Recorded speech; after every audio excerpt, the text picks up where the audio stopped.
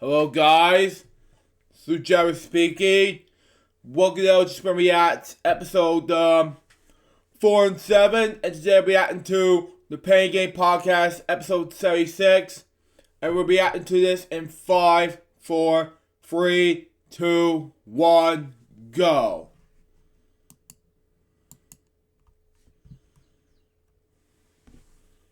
To do it. Yep, we need to start the show now because this is the show.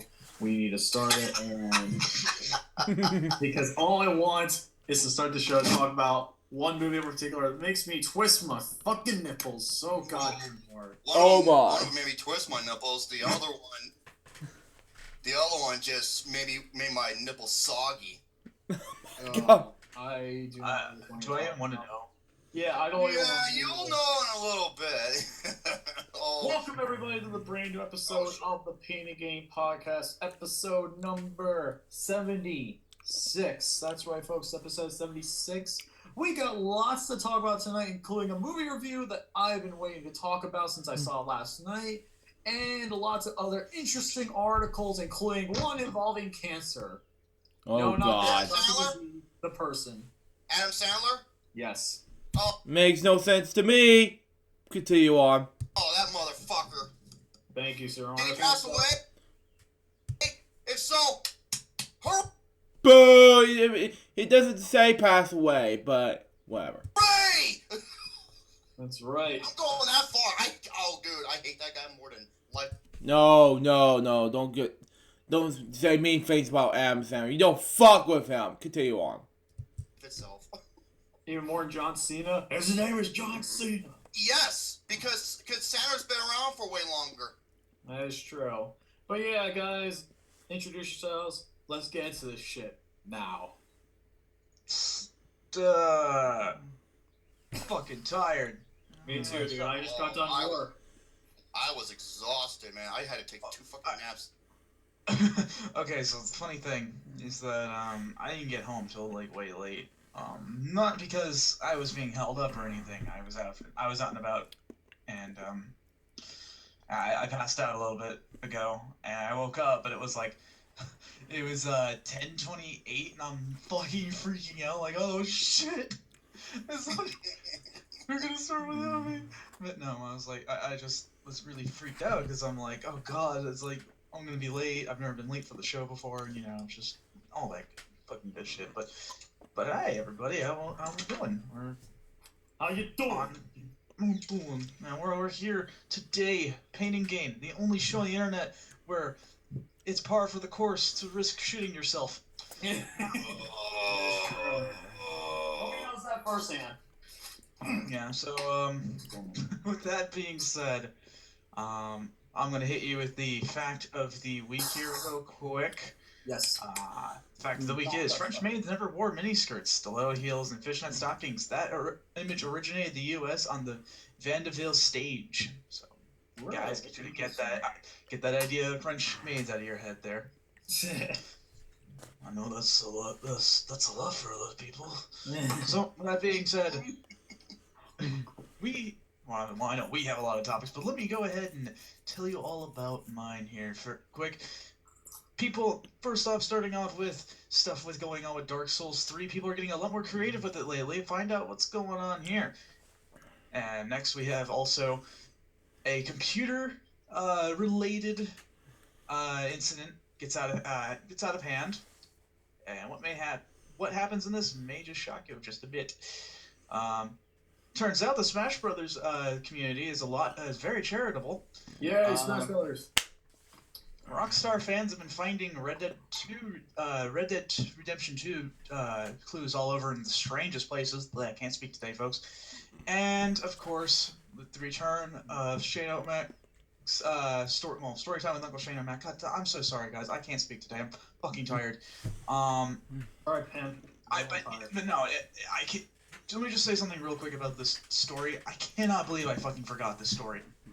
So, I know what you're it's gonna be a good one. You're gonna love it. So, with that being said, let's get into it. Who do you think you are, Mr. T? No, I'm Team Skull. I'm Team Skull. Team Skull. Yes, Team Skull. Fuck. No. No one say that. Man. The only way you can fuck skulls is if you actually get them from an archaeological site. Well, dude, what do you think? Remember, Shadow Mac, if he was in Mortal Kombat, I know his fatality. Remember Reptile in Mortal Kombat 2 when he takes off the mask and he sticks out his tongue and he eats the dude's head and rips it off? Well, Shadow Mac could be like this. Pulls out a zipper, all of a sudden, kadoosh! And he just skull fucks, it just impels it through his head and he goes and rolls it back like a garden hose and zips his thing up. And he's like, you just got skull fucked, bitch. This isn't that Frog Curtis shit. Like, I don't know that's really Jack Frog. Curtis. Fuck that goddamn toad. Man. The only toads I like are Diggum, Kermit the Frog, and the Battletoads. And you like Slippy too. Fuck Slippy! That little I had to get you. Why couldn't it be him instead of Fox's dad? Oh, man. Yeah, right? Good point. Oh, yes, and you know what? Since I owe Jackson a big thank you. Wait, what are you doing? What are you doing? Here you go again. I'm trying to run a show, and you're right here. Yeah, go ahead and go through your many pills. You know, look at this. You got metamorphine, and then what do you got here? Excedrin migraine. Okay. What do you got here?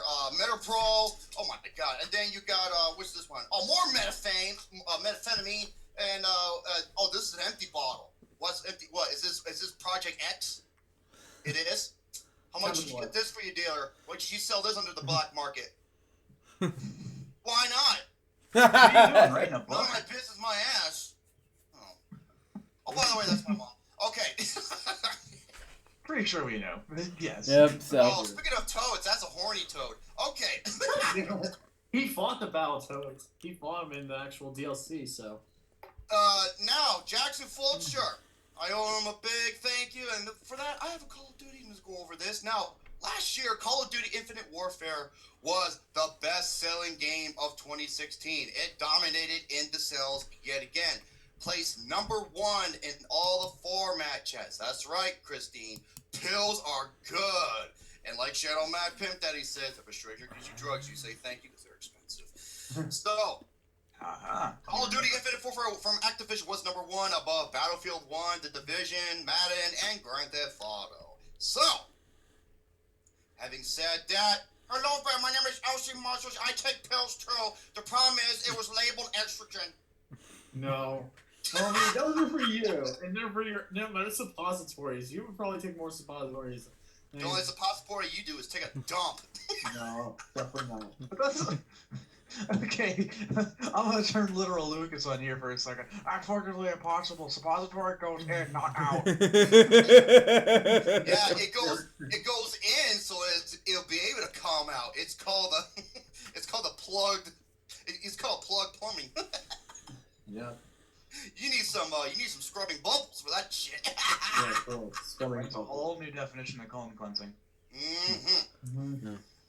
Okay, welcome everybody to Penny Game episode 76, featuring Shadow Mac Pimp Daddy. You see that moon? No, you can't see the moon. It's a new moon because he's blocking it with his big fat dick. And then you got, hello, my name is LC Marshall. Yeah, miles per hour. That's the great metric system.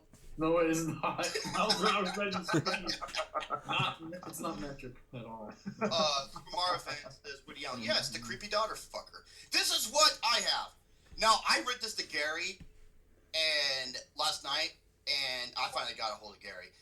Dude, he's like, dude, you got to read this. And this is my biggest topic. 15 disturbing signs that Vince McMahon is losing his damn mind. I have to hear that. This is incredible. And everything that me, Gary, Lucas, and many others have been saying for years, Alexander the Great, Tiny Tim, and all. We've been saying it for years, and it's even on here, okay? The 10 wrestling women who are natural, okay, the 10 women, women wrestlers who are natural and who are enhanced. I like that one. I like where that's what else do we got here? I'm scrolling down. Oh, yeah, Rex Retard.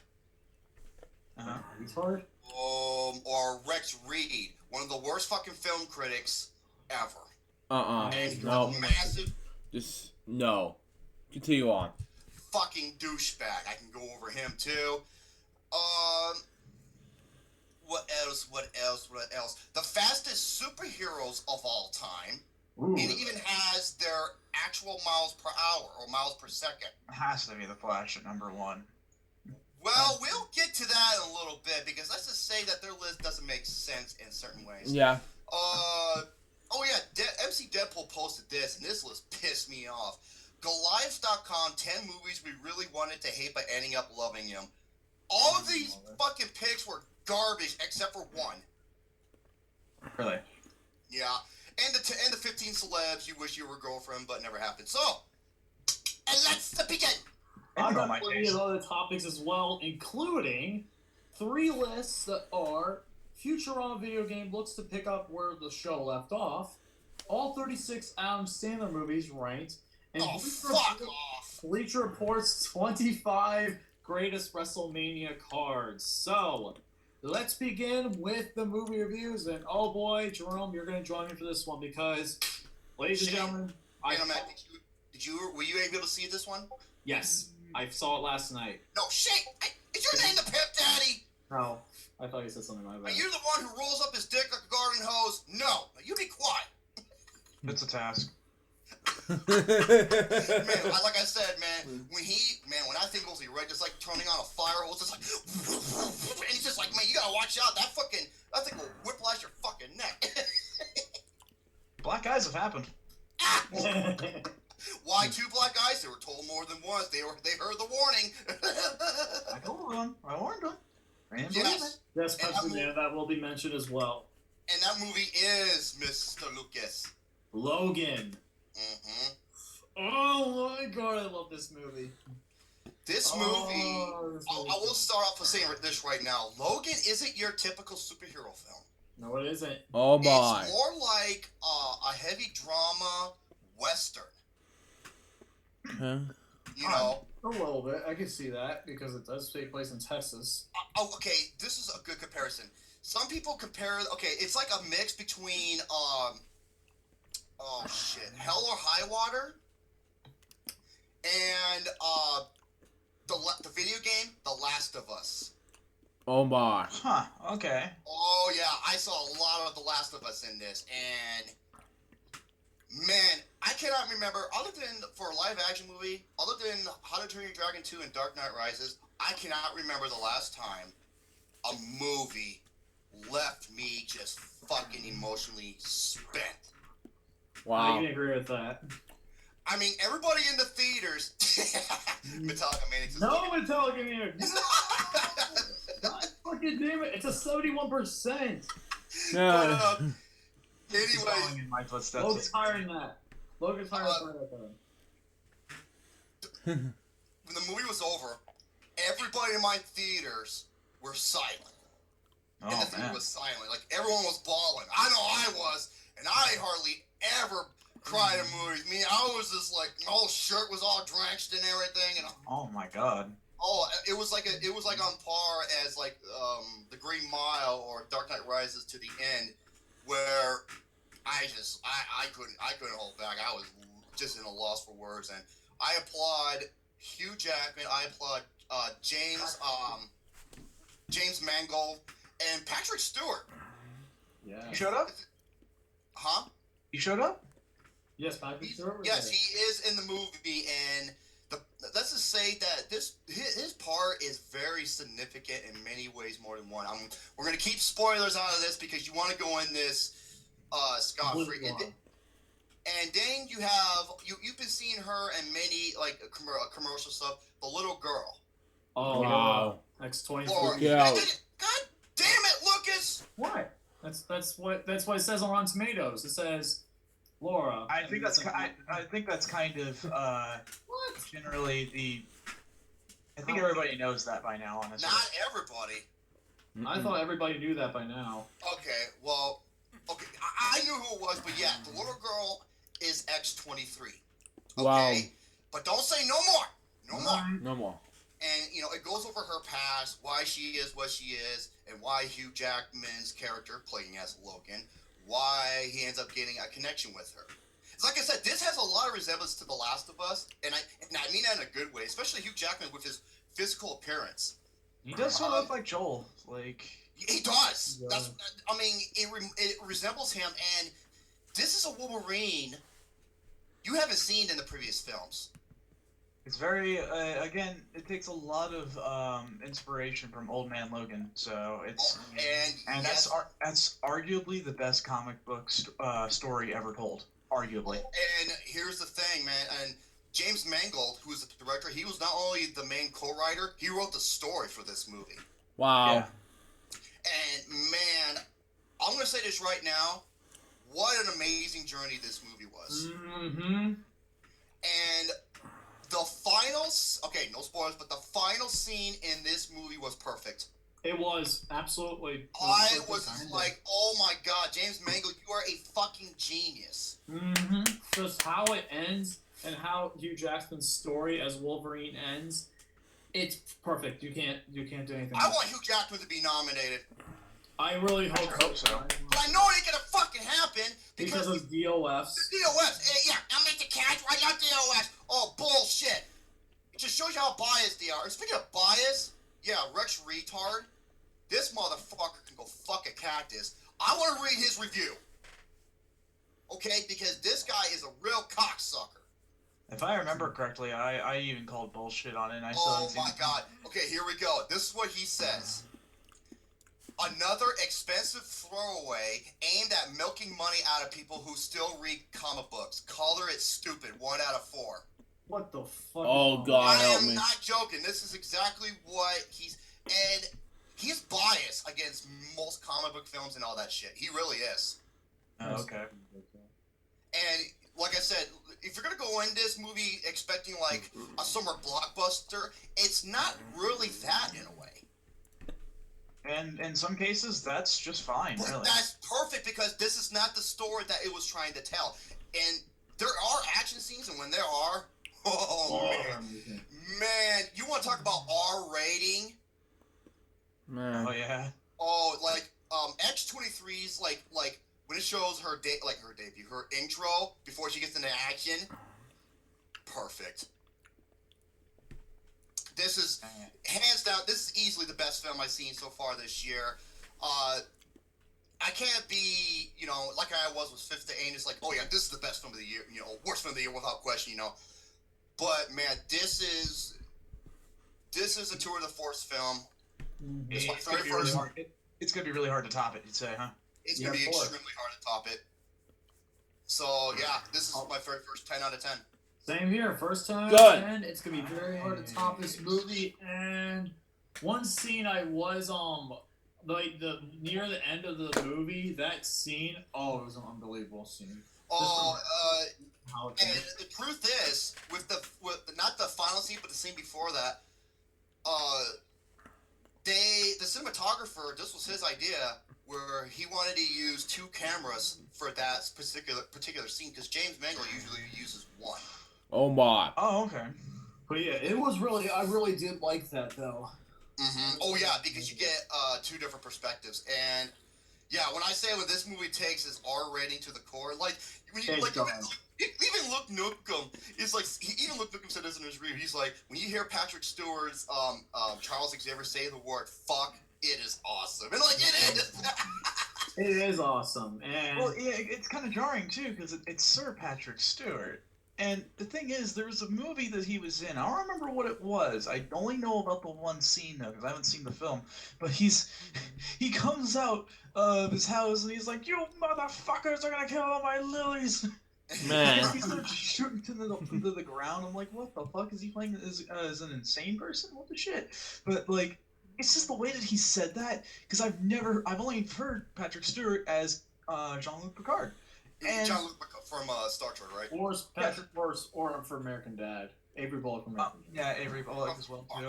And it's really jarring because it's like I've never heard him say that. So it's probably going to be the same way for me when I finally get to see this. Dude, it's And awesome. the little girl who plays Laura X-23, she was amazing. She was amazing.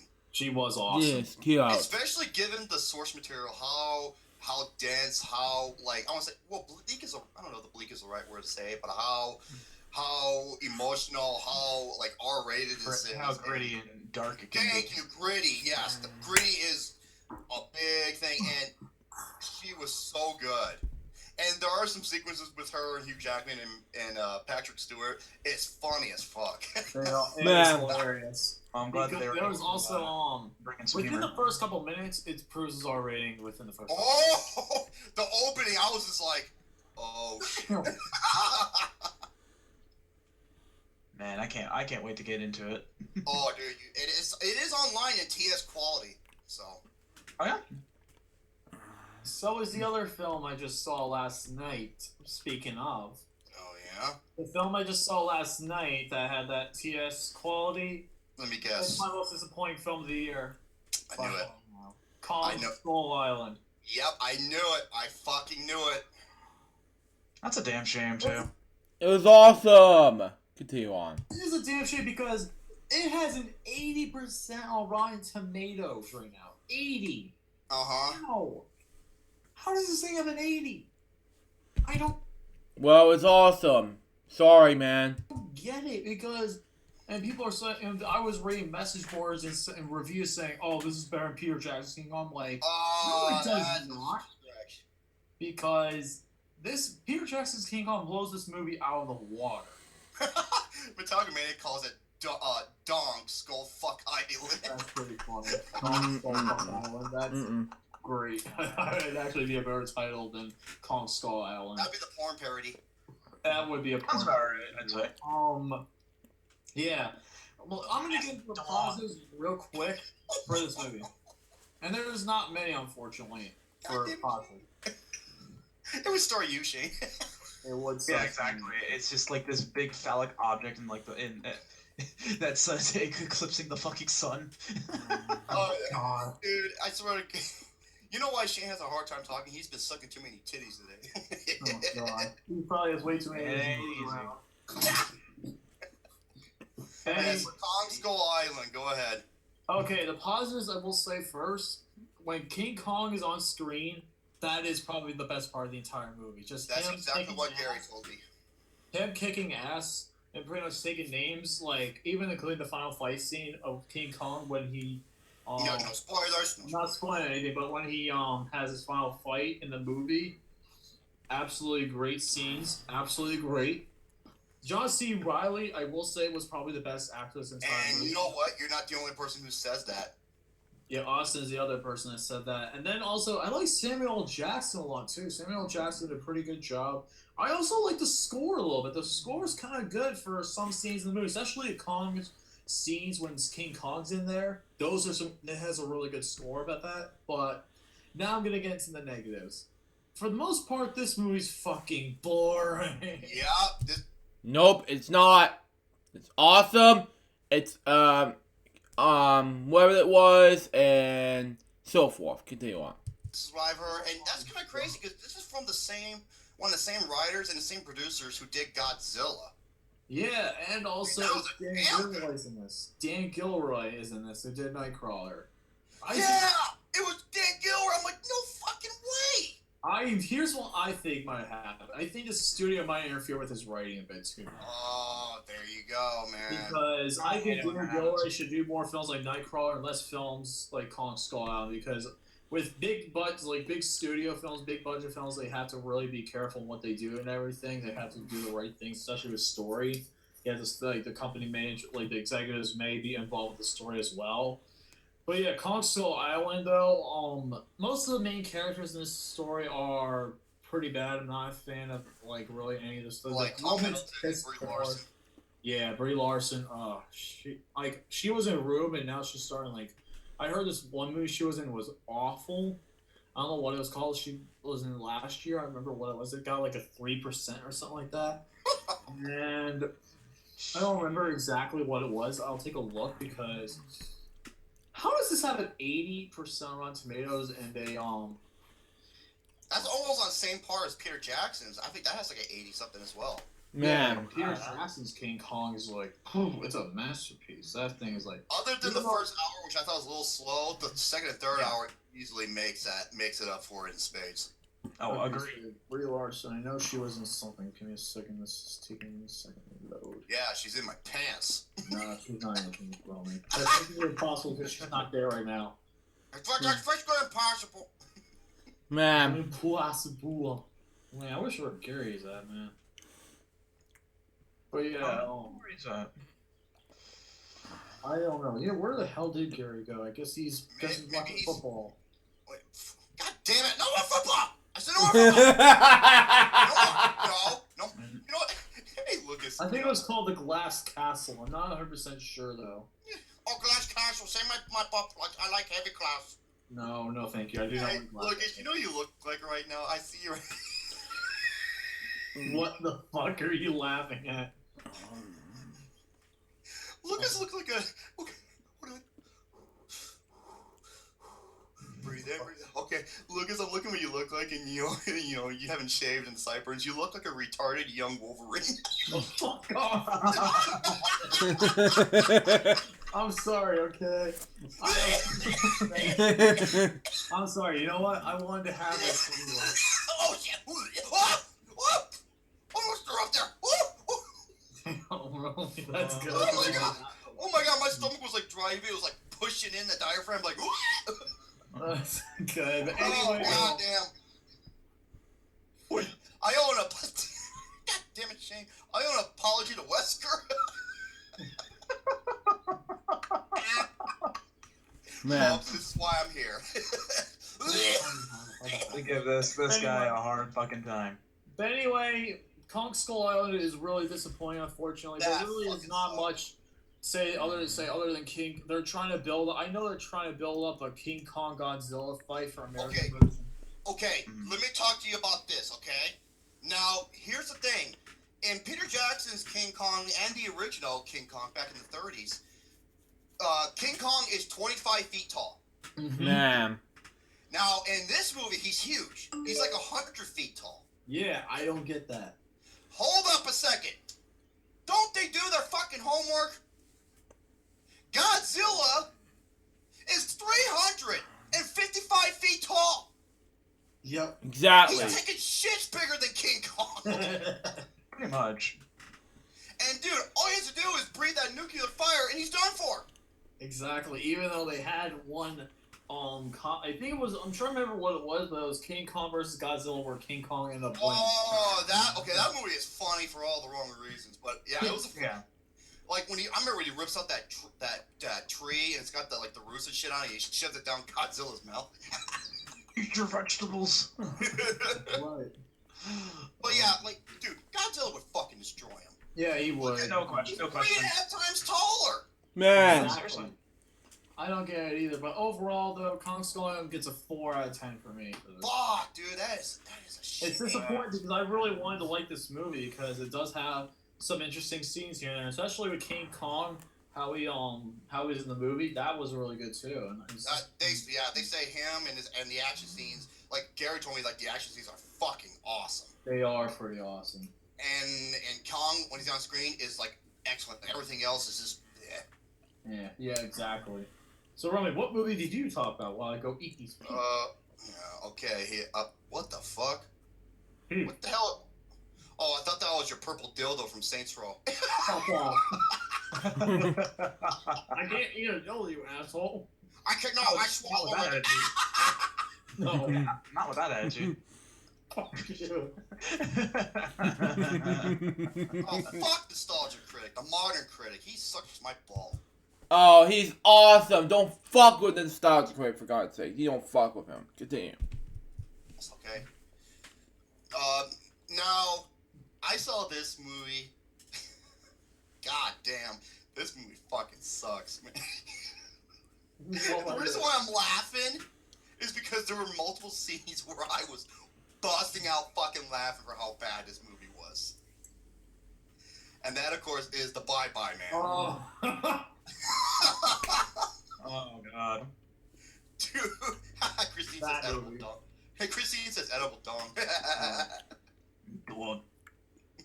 The Bye Bye Man is a horror film, somewhat, where it features these kids who move into this house, and approaching this desk says, "Don't think it, don't say it. Don't think it, don't say it," over and over and over. And this desk has like a somewhat history to it. And then when they mention the Bye Bye Man, he is this demented creature monster figure to where he messes with your minds And the more you think about him, the closer he gets to you, and thus makes you hallucinate, makes you do things you don't want to do, and ends up killing you. Oh god. So Slenderman. Kind of. Not really, because Slenderman, unless you click to 8 pages, you're good to go. Man. Well, I mean, there's different ways to spin it, but for the most part, it's the kind of thing of hallucinations. I Start thinking about it. You're thinking about it more. You become more paranoid to the point where then you finally go insane, and then he kills you. Like that's kind of the idea. Pretty much. Now. That's the general consensus. So. Yeah. Mm-hmm. Okay, this movie is fucking awful. It really is. But okay, do I think a lot of people say it's the worst horror film of the decade? Me, no. And I'll tell you why. Because it was so bad that I couldn't help but fucking laugh. I still think The Visit and the Visit and the Visit from Hell and The Pretentious Bitch is the worst horror film. Devil Inside. No, I think The Witch and The Visit are even worse, way worse. Mm-hmm. Real. Because those films piss me off to a whole different fucking level, especially The Visit. Oh my god, I fucking despise it. I hate The Visit too, man. Oh, I'm so happy. So, with the Bye Bye Man, like, there's certain death sequences that... Oh, they're laughable, huh? Oh my god! I was fucking losing it. Okay? Okay, one of them involves a train. Oh god. Choo-choo, I think I motherfucker. know what you're talking about. I've heard of it. Involves a fucking train. When I saw that, I was dying. All I can think about is Thomas the Tank Engine. So. If it was Thomas the Tank Engine, that would have made it even better. Another one involves a car accident. Oh man. Oh god. Oh, this like later in the movie, I was fucking in tears laughing. Okay. I wonder if they were honestly trying to be serious with it. No, they were. And their acting was so shitty, especially his girlfriend, the woman who plays the girlfriend. I forgot what the name is. Just forgive me. And I heard this was directed by a Survivor contestant. Oh, What? God. Wait, it was directed by a Survivor contestant? Okay, a guy who went on the show Survivor, the reality show, it was directed Yeah. by a contestant from Survivor. That's silly. Oh god. That's silly. Why? I mean, Wait. Oh, go ahead. I don't know. It's just it seems really weird to me. It's weird. Wait, how are they worse than these? Easily, because The Visit makes no fucking sense. It's so goddamn pretentious and stupid. It's boring, and it's like the worst fucking thing I think I've ever seen when it comes to horror. The Visit was like unbelievably bad, and it pissed me off to no end. But yeah, Bye Bye Man. Oh my god, what would have been best if the Bye Bye Man ended up being Justin Timberlake. What? If Justin Timberlake was the Bye Bye Man, I would have fucking praised this movie. Wait, it was supposed to be satirical? What's satirical about? Nothing made sense in the movie. Did you watch the review that me, Luke, and Gary did? I haven't seen it, which I'll do it when we add some other time. Continue on. Go and watch that review. And the rubber ducky. And the rubber ducky, and see if you can reply to anything. Because so far to this date, there has been one comment. Alright, Bye Bye Man, like I said, it's awful, but it didn't piss me off on the level like Triple X did, or fucking Final Chapter, or especially Fist and Anus and 50 Tons Shittier. So, I give it a 1 out of 5. Really? Mm-hmm. Like I said, because is it awful? Goddamn right it is. But it didn't piss me off. It made me laugh my ass off. Interesting. Oh my god. I was like, dude, this is funnier than some of the comedies I've seen. Because it made me laugh that hard for how stupid it is. Exactly. Man. Especially when it came to the death sequences. The death sequences, oh my god, I was in tears laughing. I was just like, you gotta be kidding me. How did this pass the editing room? So those are my movies. I still gotta see Get Out. Drunk. And, See it. It's good. I know. And well, here's the thing that Gary said. Gary said he loved it, but he has a feeling that I'm gonna hate it. What? Get Out. Oh, Get Out. Really? Everyone's been saying it's great though. It's 99% Rotten Tomatoes. It's one stupid fucking review. Armand White, the worst film critic of all time. But here's the thing. Gary went up to me. He's like, "Yeah, Jerome," but because normally when they predicted me about certain films, like, "Oh, I know Jerome's gonna hate this movie," and they've been right. Mm-hmm. But it's Get Out. It's a horror comedy, so we'll see. Mm-hmm. Yeah, the viz is supposed to be satirical. Yeah, satirically ass and retarded. Yeah, fucking. I still never forgot Skittles. Yeah, Skittles. That fucking young, fat John Cena rapping wannabe. Yeah, it was delicious in my opinion. Continue on. Damn, that's stupid. Fun name. You know it's bad when even Shane predicted on the show what the twist ending was. Yeah, that's true. He did. He never saw the movie.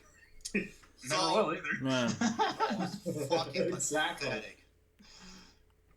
So yeah, those are all my movies. Those are all my things. Let's get on to the main topic. Yes, Shane O'Mac starts things off with. Ooh. God, The fuck? I don't know. Mm-hmm. I'm fucking tired. What's the... Okay, let's see. Let me see. Alright, so let's start off with the creative ways people have been trying to complete Dark Souls 3. As everybody knows, Dark Souls 3 is a very, very tough game. But it is near and dear to my heart, because I will never accept Dark Souls 2 in my life ever. Wow. That was a mistake. However, a lot of people have been finding different ways in order to make the game tougher. And this is just how gamers are in general. Like I mentioned before about Kingdom Hearts. It's people who hack the game in order to make two of the same bosses in the game to try to challenge themselves. Yeah. Why? It's because it got too easy. And I can somewhat agree, because remember when we were going over the really tough bosses list, I mentioned that you guys mentioned that Sephiroth was in there from Kingdom Hearts 1, and yes, he was very difficult, but after a while he became easy, fucking easy. Wow. But anyways, so people have been trying to find a way to make it difficult, and this usually involves different controllers. Now you're probably thinking, what kind of controllers? Oh, I don't know, maybe like DDR dance mats, for example. What?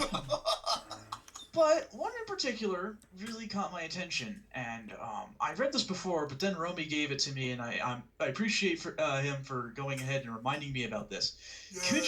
Would you believe me if I told you that a Dark Souls 3 player beat the game only using the Donkey Kong bongos? What? How?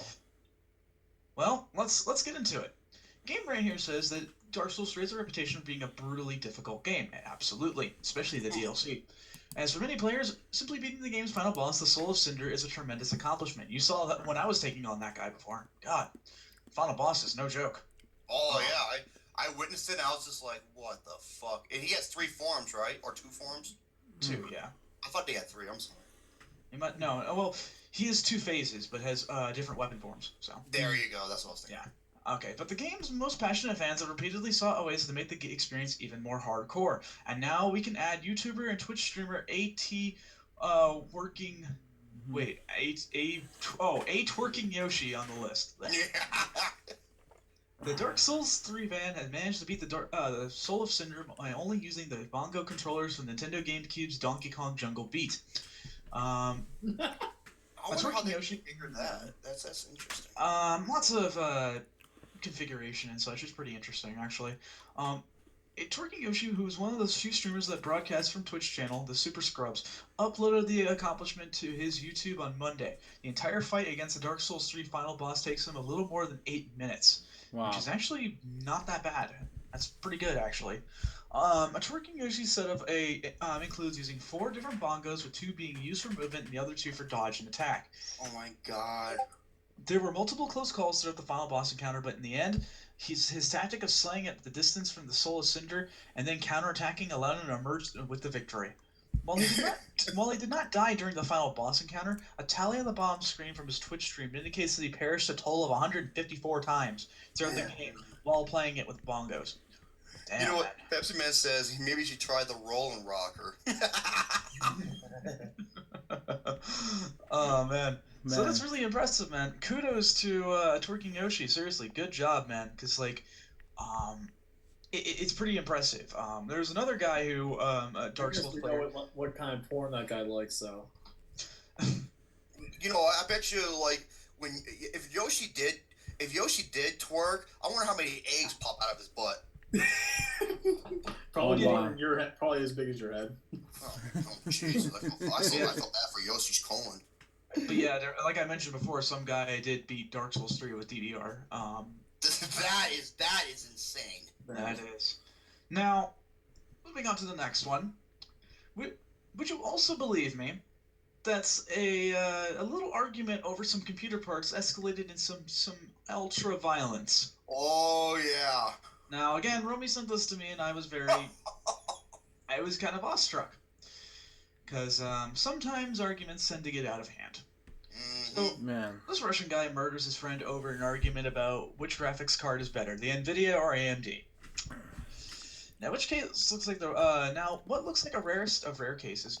Two Russian friends started arguing over which graphic processor is better, Nvidia or AMD, and one of them ended up being killed in the most gruesome manner. What? Alexander Tromifov, 37, hacked his friend to death with a knife after hitting him twice in the head. His friend, Evgeny Leon, died instantly as a result. I'm sorry if I butcher those names, by the way. I am not very well versed in Russian. Yeah. The murderer who was so the only thing I know about is Chiki Briki. Anyways, the murderer who was so offended with the victim, he stabbed his dead body 11 times after a while. The incident took place. Jody Aries, the motherfucker. Yeah, seriously. The incident took place in the quiet town in Sarnisk, Russia. The friends used to work together as colleagues a few years ago and kept in touch ever since. Alexander invited his friend for a few drinks. Both of them got very drunk. This led to the discussion about which cooler of the GPU is better, Nvidia or AMD. The discussion then took a turn for the worse. Alexander ended up murdering his friend and claiming that AMD was better. Now, Wow. I will say, me personally, I think AMD is only because I've had a better experience with that.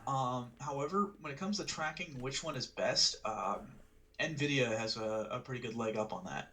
They're pretty simple when it comes to figuring out what's good and what's not. But yeah, I've had bad experiences with Nvidia. Like, God. What the? Thing crashing all the time. It sucks, dude. If a tree falls down and Lucas puts footballs out of his ass, does it still make a sound? Oh my. How does that make even sense at all? That makes no fucking sense. How can I pull a football out of my ass if it's way too big? It's a magic trick. It's like pull a rabbit out of that. That's what I've been saying earlier. Practice makes perfect. Man. This would have been a great Florida or no segment. That would. And kills his best friend for arguments over which graphic engine's better. Yeah, I know, but it's like I just had to get on that because it was a computer based thing. God, that's crazy. Also, before I can't believe I forgot to mention this. Yes. But I want Lucas to join me on this one because a certain something premiered, and it was one of the best fucking things I've seen in a long time. Now it's Samurai Jack Season 5. Yes! Alright, so... Holy shit, that's amazing. I love Samurai Jack, yes. Okay, so I was very, very impressed with how Season 5 turned out. Oh, you have no idea, dude. Okay, so... It's... Okay, I will say, what's a little interesting is that the animation and style has changed a little bit, but when you're off... It's still impressive. Oh, I know. It's different. And doesn't necessarily mean it's bad. It's very good, actually. In fact, it still remained the same and very faithful to the original. Absolutely did. Yeah, it really did. And now, what was very interesting is that I was expecting it to be more mature this time around, but I think they're setting up the pace here. They're setting up the overall experience here because the fight between Jack and Scaramouche was very, very good. But he is a very wacky villain. He is a wacky villain, but... Yeah. He actually is very much like Sammy Davis Jr., which is very funny. A little bit. Just the way his mannerisms and how he talks. And you know what the weird part is, too? He's voiced by SpongeBob, Top Kenny. Oh, yeah. Oh, my. God, I didn't know that until I looked back at it. I was like, whoa, dude. Whoa, That's very man. impressive, actually. The fight is really good. It's a very interesting fight because we are always used to seeing Jack use his sword that was forged by the gods, passed down by his ancestors. Mm-hmm. And but the thing is, he lost it. I don't know if it's because of something that may have happened in the comics. Because remember, once the story ended a long time ago, when the cartoon was still around, it continued off in the comics. Now, I don't know if this is going to be retconned or not, because we do see a scene of what happens to his sword, and it's very brief, but it brings up a lot of questions on it does. mostly how did this happen, and they just touched upon it really brief in a very short flashback. But the fight was still amazing because Jack uses all sorts of different weapons, and he still manages to kill this assassin. And yeah, I mean kill him. Like, he straight up fucking murdered the shit out of him. Yeah, absolutely, and it was amazing. Just that one weapon was awesome, though. The sword that opens up, and it's like... It looks like a tuning fork. You just open up the two of them, and it's like, holy shit. Yeah, so Scaramouche, this guy, is... he's very interesting because he's a music-based assassin. He has his first weapon that he used was a flute, which was actually used to create a golem made of stone. Oh my god, he's like El Mariachi. Oh my. Scaramouche, by the way, is the name of, I believe, an Italian performer from the 16th century, I believe. So it was a very interesting reference in there. Very interesting character. So Jack manages to defeat that. He cuts the flute in half, and of course, he still uses his musical talents in order to be able to use this curved scimitar as without even so much holding it. It's like almost working on its own. It's really crazy. Then he pulls out this sword that looks sort of like a tuning fork, and whatever he strikes with it explodes after a few seconds. Oh god. Mm-hmm. And you have to see the fight, though. It's crazy. So yeah, it's like the pulverize from Killing Floor 2. It has like ammo to where you can make it explode. Yeah, but it's like a delayed explosion, and like the more you strike it, the more deadly the explosion becomes. So it's a really cool weapon, and it's very simple looking. But I will say the basic premise that we have with Samurai Jack, for anyone who doesn't know, is that 50 years have passed since the last thing we saw of him, which I don't remember what the last episode was. Wasn't it him with a baby or something like that? Or a kid? I think it might have been. Where he was trying to take care of a baby, and the baby turned out to want to be a samurai. It was pretty interesting. Mm-hmm. But, so 50 years have passed on, and Jack doesn't age. He's still trying to get back to the past, of course, but according to what he says, Aku destroyed all the time portals. And he's trying to find a way back, but he's riddled with this guilt that has been plaguing him, where he's seeing visions of his father and his mother telling him, like, why have you forsaken us and such. It's kind of heavy for Samurai Jack. It is heavy, dude. Holy I was like, whoa. And I was like, whoa. That's crazy. So, so basically, we go into that. It's a very short episode. Like, it's going back to the way it used to be, because the episodes were about, like, 15, or, not 15, but 11 minutes long. And, but the thing is that it didn't feel that it was too short. We got to see the Sisters of Aku. Yes, the Sisters of Aku. They got development now. Then at the end of the episode, they're trying to finally hunt down Samurai Jack. Yep, and we'll see how that goes in the next episode this coming Saturday. I'm excited, guys. What's the episode? I want to watch it. Mm-hmm. I have never been this excited over a cartoon in a very, very long time. Except for Rick and Morty. Except for Rick and Morty, this is probably the only other cartoon I'm really excited for. Pretty sure I was a Pepsi man. I'm pretty sure it wasn't a half-hour episode. It felt a lot shorter than that. No, it was around. It was from 11 to 11:30 because after Dragon Ball Super premiered. Mm-hmm. Oh, right. Okay. Yeah, that just makes me think. What if Samurai Jack was in the world of Super Jail? What the fuck, man? What the fuck exactly? There'd be a lot of bloodshed, just saying. Oh my god, I'd be stroking my mushroom tip. Starman Jack would kill everybody, pretty much. Dude, he's... Hi, Jack, I'm Alice.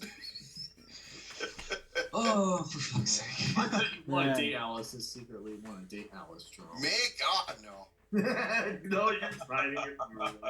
No, I want to bang that one chick who was like, it was like the female version of the Warden. I don't know, like, an episode where there was like, it was like the female version of Super Jail. Yeah, the female version of Jared, the male Alice, and then it had like the female Warden. That was freaking weird. And then those twins unleash those Spanish flies. Oh yeah, that. Oh, it's so fucking weird. That is. It's just I can't get into the show. I'm sorry, I just can't do it. I enjoy. Oh fuck, I love the shit out of it because it's just so goddamn. It's everything that Cujo, aka Mr. Pickles, tries to be. Fuck Mr. Pickles. Yeah, Mr. Pickles. Yeah, I love Mr. Pickles. Still, you don't fuck with him. Continue on. But it's just it. I don't know. I just can't get into it. I'm sorry.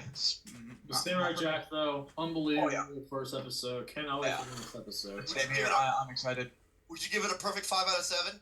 Absolutely. No! Shut the fuck up. It's 21%. God damn it. No, that's 110% or 11. I'm sorry. Yeah, it's an 11. It's a 6 out of 5. It's a 10 out of 10. 100%. God damn it, motherfuckers. Hey man, I put more than my all into everything. Don't shoot yourself. Please shoot yourself again. Come on. No, So anyways, I got one last topic before, my last one for the night. And I just want to also explain something here real quick before I do this. This is unrelated, by the way.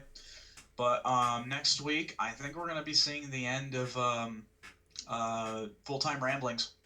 Come on. Oh, yeah, I know it. Oh, yes. And thank riddance for a good reason, folks. Yeah, like, as much as I love bringing entertainment to you guys, okay, let me explain this here for a second. Where I get my stuff for Full-Time Ramblings, as it mentions in the title, is from my job. And, you'll probably, pretty certain know how I feel about it. Oh, yeah, I know firsthand. And luckily for me, I've been able to find a new place. Thank fucking God. Yeah, and I did my training today, and it went very well, by the way. So Awesome. yeah, so Full-Time Ramblings is gonna come to a close next week. I was going to try to do it this week, but I lost the paper that I had written out for it, and some interesting things happened, and I'm gonna see if I can remember some more. But so if anyone who's interested in that, I'm sorry to say it's gonna end soon. Oh, so sorry, because if it was my paper, I'd just blame it on Goldie, my dog ate it. Goldie can't eat Shane's paper. Goldie white paper. It's like, yeah, Goldie ate my homework, and then Goldie just looks at you like, woof. And he just goes back to sleep. Yeah, exactly. That's pretty much a response to almost everything is woof, then go back to sleep. That's pretty much a response to It's crazy that Goldie and my nephew are the same age. That's pretty funny. So I got 2 more things before I'm done with my things. Now, when communities come together in order to be able to do some good, it always does my heart good. Does my heart well. So apparently there was a guy, it was a Smash Bros player, and he got very sick. He went into cardiac arrest at the Swedish Super Smash Brothers tournament. Oh, fuck, I didn't know he had heart problems. Yeah, and the community got together to raise over $23,000 for this guy's hospital bill. Jesus. Awesome. So, on February 19th, Nicholas Minstry McGuire went into a cardiac arrest at the Swedish Super Smash Brothers tournament Beast 7.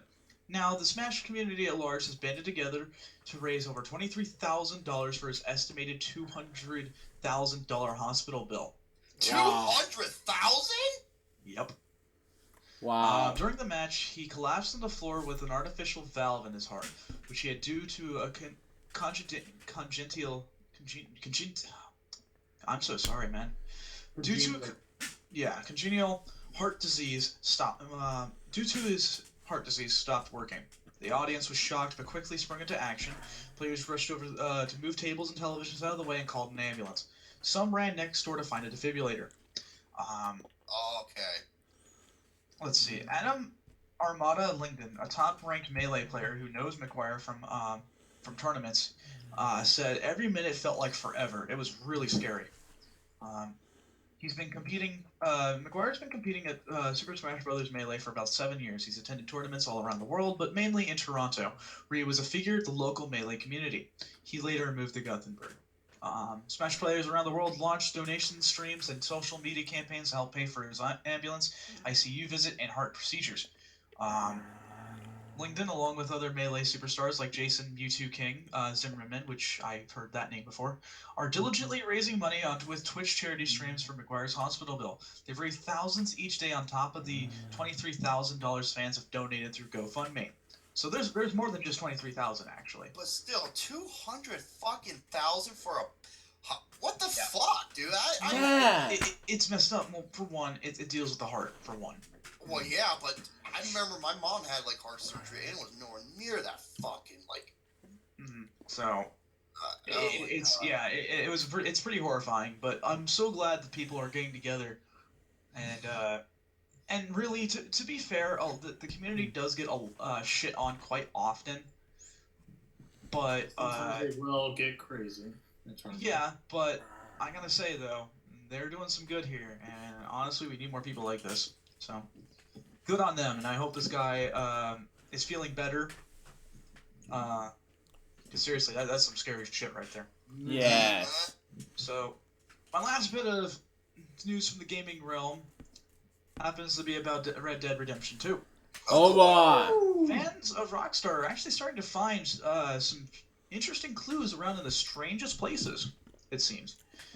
Evidence is mounting that Red Dead Redemption 2 is in fact a prequel to the first game, and by evidence, I mean IMDb ratings, casting calls, and Facebook friends lists. Welcome to the wild world of Rockstar fan sleuthing. Last October, Rockstar announced Red Dead Redemption 2 with a couple of teaser images within a brief trailer. Since then, the iconic developer has been oddly quiet about their upcoming Western game, which they say will be out this fall. Woohoo! Wow. Rockstar is usually like that. Well, I mean, that's understandable. You have to be very quiet in order to be able to, build speculation, hype, and all that stuff. Basically, it's driving fans to go digging on their own for some information. One rumor based on Red Dead Redemption's ending and some other assorted clues is that Red Dead Redemption 2 is in fact a prequel, telling the story of John Marston and of his gang before they split up and went off to farm sheep. This is what I've been saying for a long time. That's what it's looking like, I think. And I hope it is. For example, on March 7th, one fan discovered an actor's resume saying he did motion cap for Dutch in Red Dead Redemption 2. Dutch, of course, dies in the first game. We all know that. Everyone's played this game.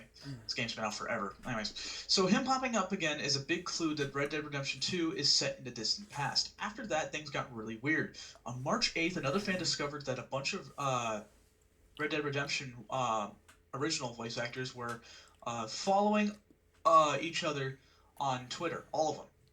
On March 10th, someone discovered that the voice actor Roger Clark, who sounded a lot like the narrator for Red Dead Redemption 2 teaser trailer, liked a Red Dead Redemption 2 speculation video on YouTube. Wow. Interesting.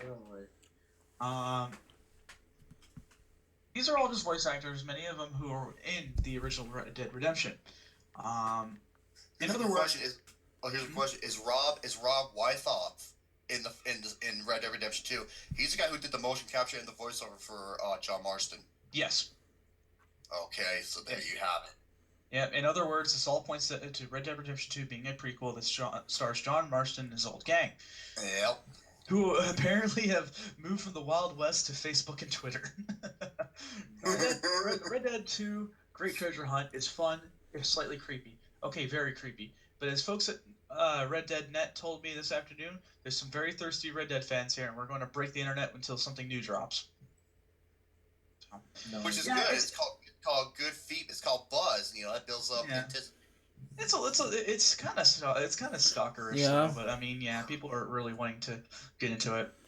But yeah, man, it's good stuff. Hang on. on. That's all I have for my topics for today. There hasn't been anything really interesting as of late. It's been a hectic week for myself, so once you guys get your stuff out of the way. Well, Sia Cougar brings up a gaming thing, and I saw this video. He goes, "Did anyone see the Friday the 13th video game trailer which shows Jason doing fucking fatalities?" Mm-hmm. I saw briefly. God damn, that was like Rockstar Manhunt shit, dude. Nice. Yeah, I'm still yet to see it because like the thing is that I haven't really had that much interest. I don't know. Oh, Leah's talking about the kids. I did not. I I don't didn't watch it either. I'm sorry. I haven't seen way too much. Yeah, I stopped. I fucking hate that cocksucker so much. I don't want nothing to do with him. Same here. I was gonna ask Jerome, what would be something that you want to hear first, Jerome? All 36 Adam Sandler movies ranked, the Futurama video game, or Bleacher Report's top 25 WrestleMania cards of all time? But Bleacher Report's gonna be fucking biased with John Cena, and anything involving cancer, I don't even. Well, which one do you want to get out first? Get done first. Let's get the Sandler one out of the way because I hate that motherfucker more. All right, so You don't fuck with him. Continue on. starting out, we got all of Adam Sandler's 36 films ranked from worst to best from. Too best. Yeah, unfortunately. Yeah, best. Yeah, it's the best. Come on now. Continue on. So worst to best then, okay. Worst to best, and let me just give me 1 second. The article. From the shittiest to not quite as shitty. Yeah, we'll be doing this. What you said earlier. I mean, told you in the past 5 episodes before. You need to start loving Adam Sandler. Come on now. Continue on. Even though it's still shitty. Okay, so starting out, I'm going to move all the way back to the top. The writer who was Dan Jackson and Matt Patches on May 26, 2016. And they have all 36 Adam Sandler films ranked. Starting out with the number 36, Grown Ups 2. As the absolute worst? Yep, as the absolute worst. That is my number 2 worst. I think Jack and Jill or Blended should be number 1. All right, next up is Jack and Jill. Speaking of. There you go. Both of these are awesome. Continue on. Next up is Bedtime Stories. Bedtime Stories, awesome movie. Continue on. Oh, that's fucking garbage. Garbo. Oh, I now pronounce you Chuck and Larry. That better be up there too. Nope. Nope. I love the movies. Don't make fun of the movies that really have to do with anything. Continue on. Number 33, The Cobbler. Okay, The Cobbler was not good at all, but I'm sorry, I can think of many more Sandler films that are fucking worse. Next up It's not worse. You don't fuck with him. Continue on. is Blended. Thank you! That Boo! should be higher. Should be number Shane can agree with me on that. Yeah. number 31, Men, Women, and Children. Oh, that was the, what's that filmmaker's name? He did, thank you. Jason Reitman. Jason Reitman, yeah. Sandler wasn't bad in the movie. It was a drama, but the thing is, it was way too fucking preachy.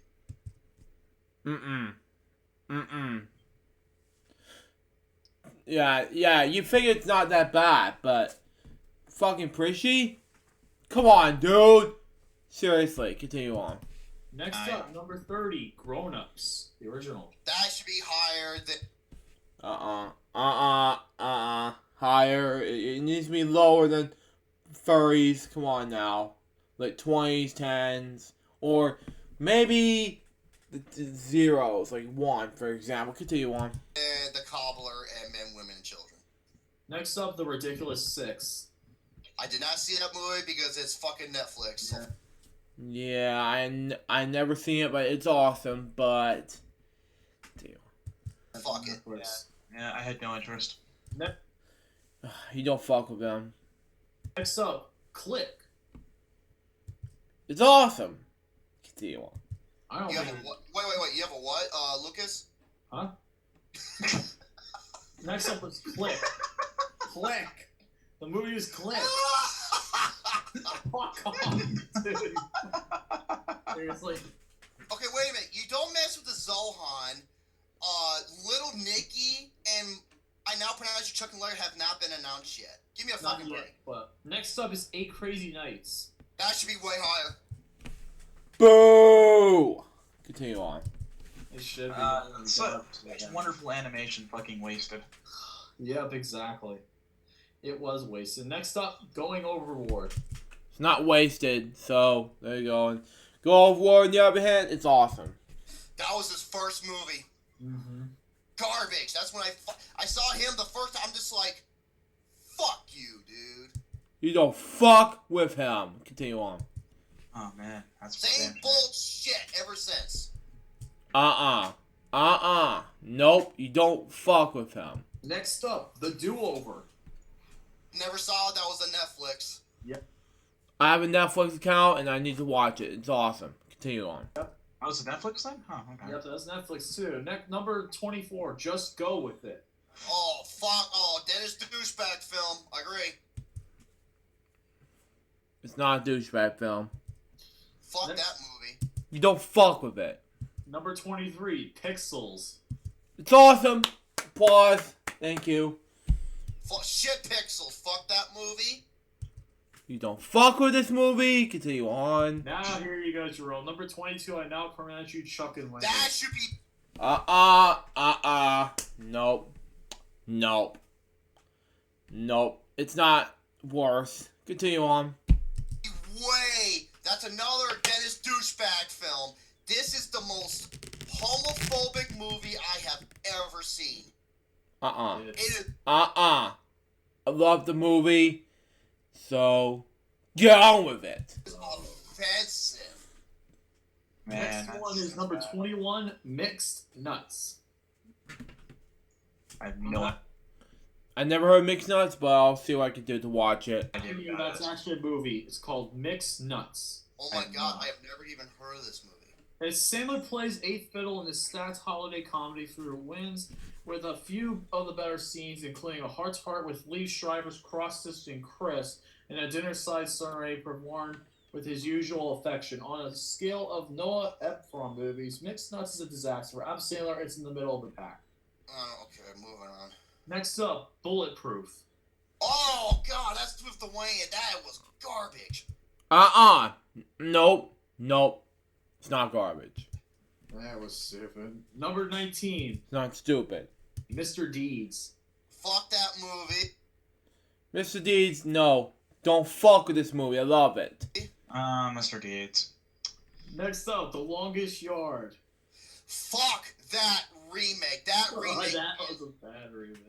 That was a slap in the face to the original. The original's really good. Yeah, absolutely, I agree. Really The original is awesome, and so is the remake. You don't fuck with the remake. good. The one with Burt Reynolds, even though he makes a cameo in this one. I was just like, Now the late Burt Reynolds passed away at the age of, I'm not sure how old, but we'll see. Continue on.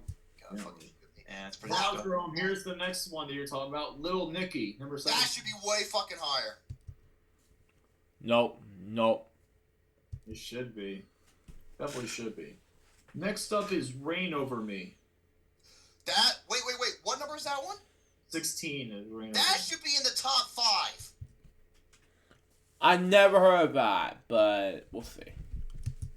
Real of Adam Sandler. Dude, that's his best performance.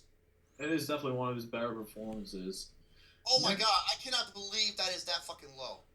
And now another one of his better performances low, Spanglish. That should be in this top 5 as well. Spanglish is awesome for me. Continue on. It should be. Next up, Hotel Transylvania 2. 2, yeah. Love the movie. Continue on. Next up, The Waterboy. Fuck off! You don't fuck with this movie. It's awesome. Thank you. If you tell me that's over Hotel Transylvania and Reign Over Me, the Waterboy is fucking retarded. Yeah, it's awesome. So there you go. Pretty much almost literally too. What's the name of that director? The stupid fat fucking hippo. I forgot what his name was. No, he's not a hippo. Sorry. He did, I think he did The Water Boy. I think he did Blended. Oh my god, I fucking hate this guy. Go ahead. Nope. Next up, 51st Dates. Fuck that movie. It was a rip-off of another film. Moving on. Nope, no. You don't fuck with this movie, moving on. Continue on. Number 11, Hotel Transylvania, the original. That should be way higher. Yes. Oh yeah, Frank. Hotel Transylvania is awesome. Continue on. Frank. I call him Frank Crotchrot. Thank you. Oh, jeez. Next up, number 10, Big Daddy. It's awesome. Continue. Fuck you! That is a Dennis douchebag film. Yes, sir. It's not. That is a garbage movie. It's not. It's really not. That's higher than Rain Over Me. Give me a fucking break. Number 9, Airheads. Stupid as fuck. Moving on. Nope. Airheads is awesome. Number 8, Anger Management. Fucking garbage. The only good thing about it was Jack Nicholson. Moving on. Anger Management is awesome. So, love the series, love the movie. It's my childhood, man. Continue. Number 7, Funny People. Which I really like. That should be way higher. Funny People's awesome. It's funny. It should be way higher, absolutely. That movie was about him. Jerome, you're gonna be pissed at this one that this is this high. Number Right. 6, That's My Boy. Good job, lads, my boy. Good job. Good job. Yep, it's their number 6. Okay, a movie where they say, "Oh, fucking your teacher is cool," and he ends up getting her pregnant. That's pretty fucked up. Oh Number yeah. 5, Jerome. This is where it gets bad. Number 5, Don't Mess with the Zohan. It's awesome. What? Yep, they ranked the Don't Mess with That Zohan. movie is an abomination. It's bad. Holy. That's It's not. another Dennis douchebag film. Mm-hmm. That's another film I gave a 0 to. Nope, it's not. Hey, it's starting to. I don't get- That I'll movie get tired is in a fucking retarded. Nope, no, it's a best. Anyone see a recurring pattern here? Number 4. Wow, you guys, these are all higher than Rain Over Me and Hotel Transylvania. I don't fucking. I know what number 1's going to be, but keep going. Number 4, Happy Gilmore. Fucking garbage movie. Love the movie. All I love is it's awesome. So if you watch this Alex Paris, you know it's not enough, bitch. It's awesome. But anyway, let's continue on.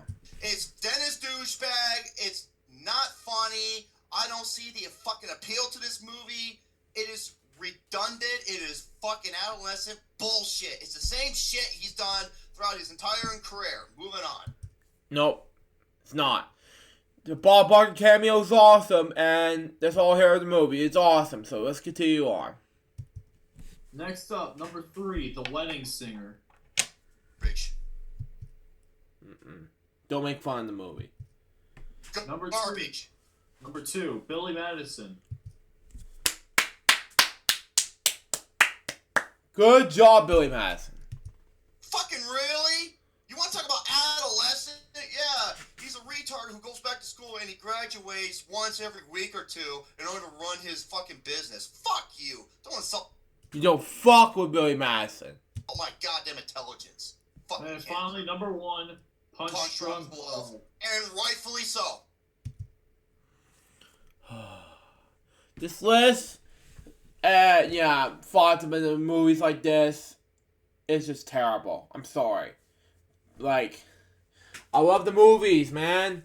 I mean, what's going on with Adam Sandler? What is wrong with you? Continue on. Rightfully so, man. That is his best movie. That was when Paul Thomas Anderson was awesome. Fucking hated the wedding singer. He plays the same fucking character in every goddamn movie. He plays an obnoxious man-child dickhead, or a fucking pathetic asshole. That's how he is in every fucking movie. He plays either an asshole or a man-child. He's not an asshole nor a man-child. He was an awesome comedian. Get a grip, man. In every fucking movie. Wonder what's up with that. Prove me wrong. Come on, you Happy Madison fucktards. I'm waiting. You don't fuck with Happy Madison Productions. Continue on. If he's waiting, just reply back to this video and Jerome's ready to roast you. Oh, I'll be right there. I'll be on you like fucking white on rice. I'll make you my fucking puppet with my dick in your butt. Nope, you do not. Don't make fun of her. Don't make her. And if you do that, then go on your puppet, and there you go. Bye-bye on your face. Continue on. Anyway, I want to go over this one next pretty quickly, which is... What? Fuck off. Anyway, I was going to try and say, next up is Bleacher Report's top 25 greatest WrestleMania cards of all time. Oh, Number one better be either 19 or 17. That's all I'm going to say. Alright, so let's get this started off with number 25. Are you fucking kidding me? WrestleMania 27. How? That is one of the absolute fucking worst, dude. Mm-hmm. I don't know how. That's my number 2 worst WrestleMania of all time. And yeah, WrestleMania 25. Ugh. And they're saying the match between Punk and Orton was superb. And that was good, but not great. And then the Cody Rhodes Rey Mysterio match was that was good, but not great. It was Undertaker and Shawn Michaels, which is I consider to be the greatest match of all time. That is true. Next up, number 24, WrestleMania 1. It's not that great if you went back and watch it. Yeah, it's number 24, WrestleMania 1. Alright. Next up, number 23, WrestleMania 13. Yeah, garbage. It was a one-card show, and that was a 6 out of 5 match. Which one was that? The 6 out of 5. Bret Hart and Steve Austin. Steve Austin. I figured so. Next up, number 22, WrestleMania 2000. Okay, aside from the triangle ladder match, which was incredible, fuck that pay-per-view. Oh man. Next up, number 21, WrestleMania 32.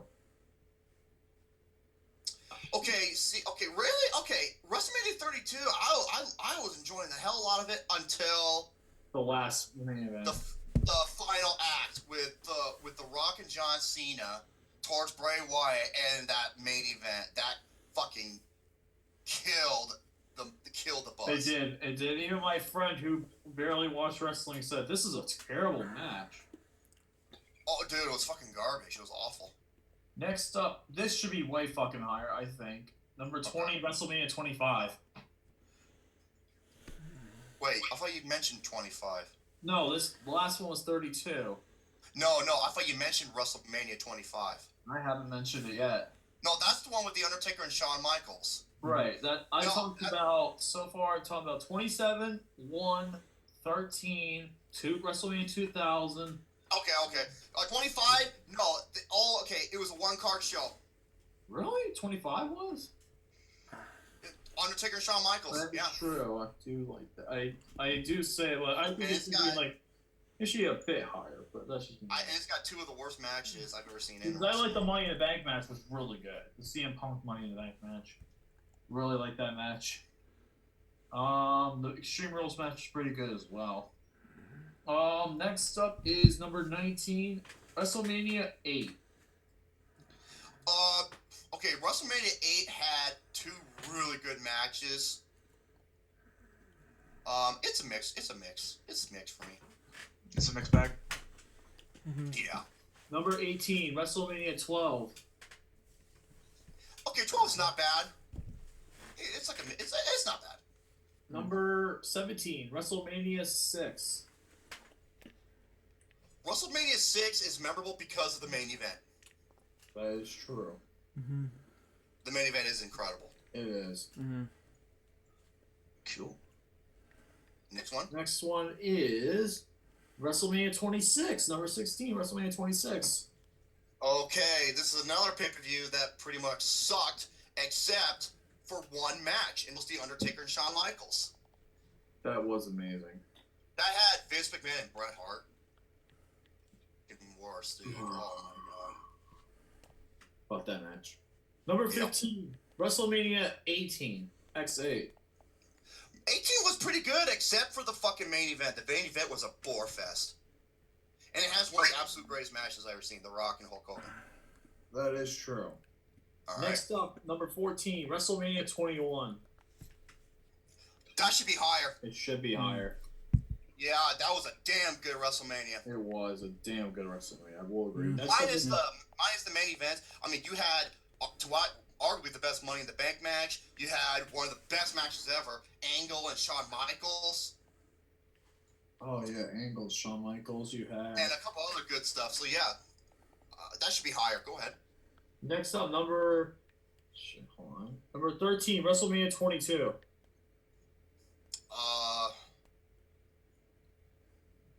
I can't believe that's higher than 21. Okay. I'm surprised too. Next up, number 12, WrestleMania 14. That should be way fucking higher. Yeah. That's one of the, that's like my top 5 greatest WrestleManias of all time, dude. Yep, where Austin defeated Michaels for the title. Oh, there was not only that, you had the Undertaker, and dude, that whole Undertaker Kane. and you know, Kane fucking tombstones Pete Rose. That was awesome. Wow, that should be way fucking higher. Number Yeah. 11. On a Super Mario fan, which WrestleMania has John Cena versus The Miz? WrestleMania 27. That's and I heard they're gonna happen again, except it's gonna be Mixed Cena tag. and Nikki Bella versus The Miz and Maurice. I'm Mixed gonna tag say, match. like, when that match happens right before the bell rings, I'm gonna go, time for the piss break! Time for my Dude, I'm glad I stopped watching this bullshit. I'm just gonna go, time for my piss break, and just walk out with that match. Shane can't mistake my biology, Aaliyah. Well, if I did, you'd have to get me some new glasses because holy shit. Just saying. If I mistake that, then you have Yeah, just like me with She-Mouse. Fuck Oh off. my. every Every right. year, she knows. Hey, I like watching it, man. What can I say? Number 11, WrestleMania 31. 31 was a really good WrestleMania, especially that main event. That main event was The main fucking event was amazing. WrestleMania event for Seth Rollins cash in.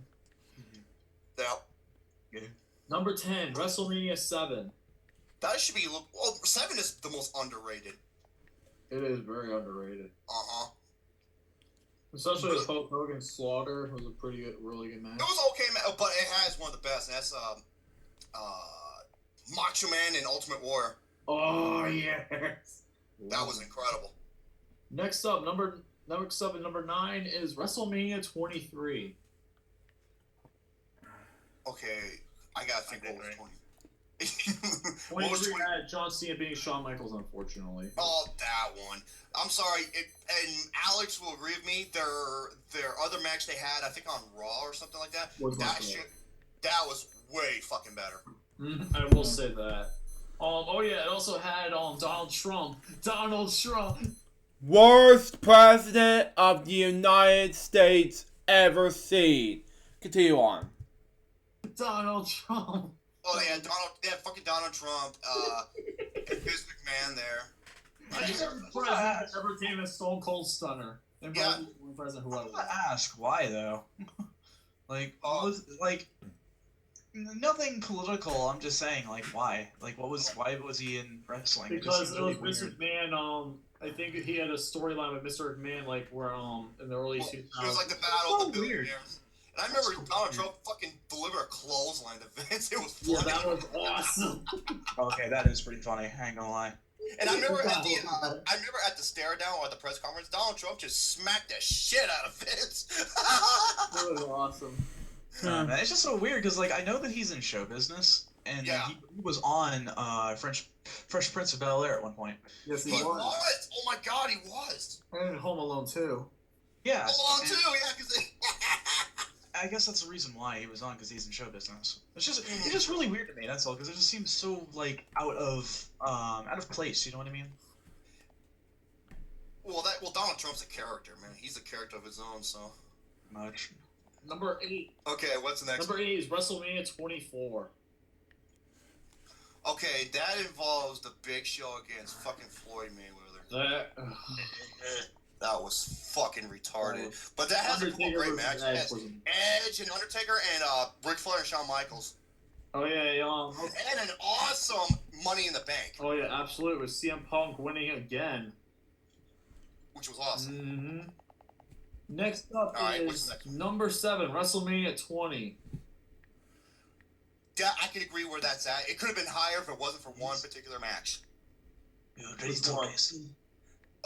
it's the worst WrestleMania match of all time. Brock Lesnar and Goldberg. Really? Over the Jerry King Lawler and Michael Cole? That is my number 2. Oh, I fucking hear that. Man. Alright. That was at 27 as well. Number 6, WrestleMania 10. That's a pretty good spot where it's at. That is a pretty good. I will agree with that one. Damn good. That's one of the best WrestleManias, yeah. Next up, number 5, WrestleMania 28. Oh, yeah. That contains my favorite match of all time. Your favorite? The end of an era.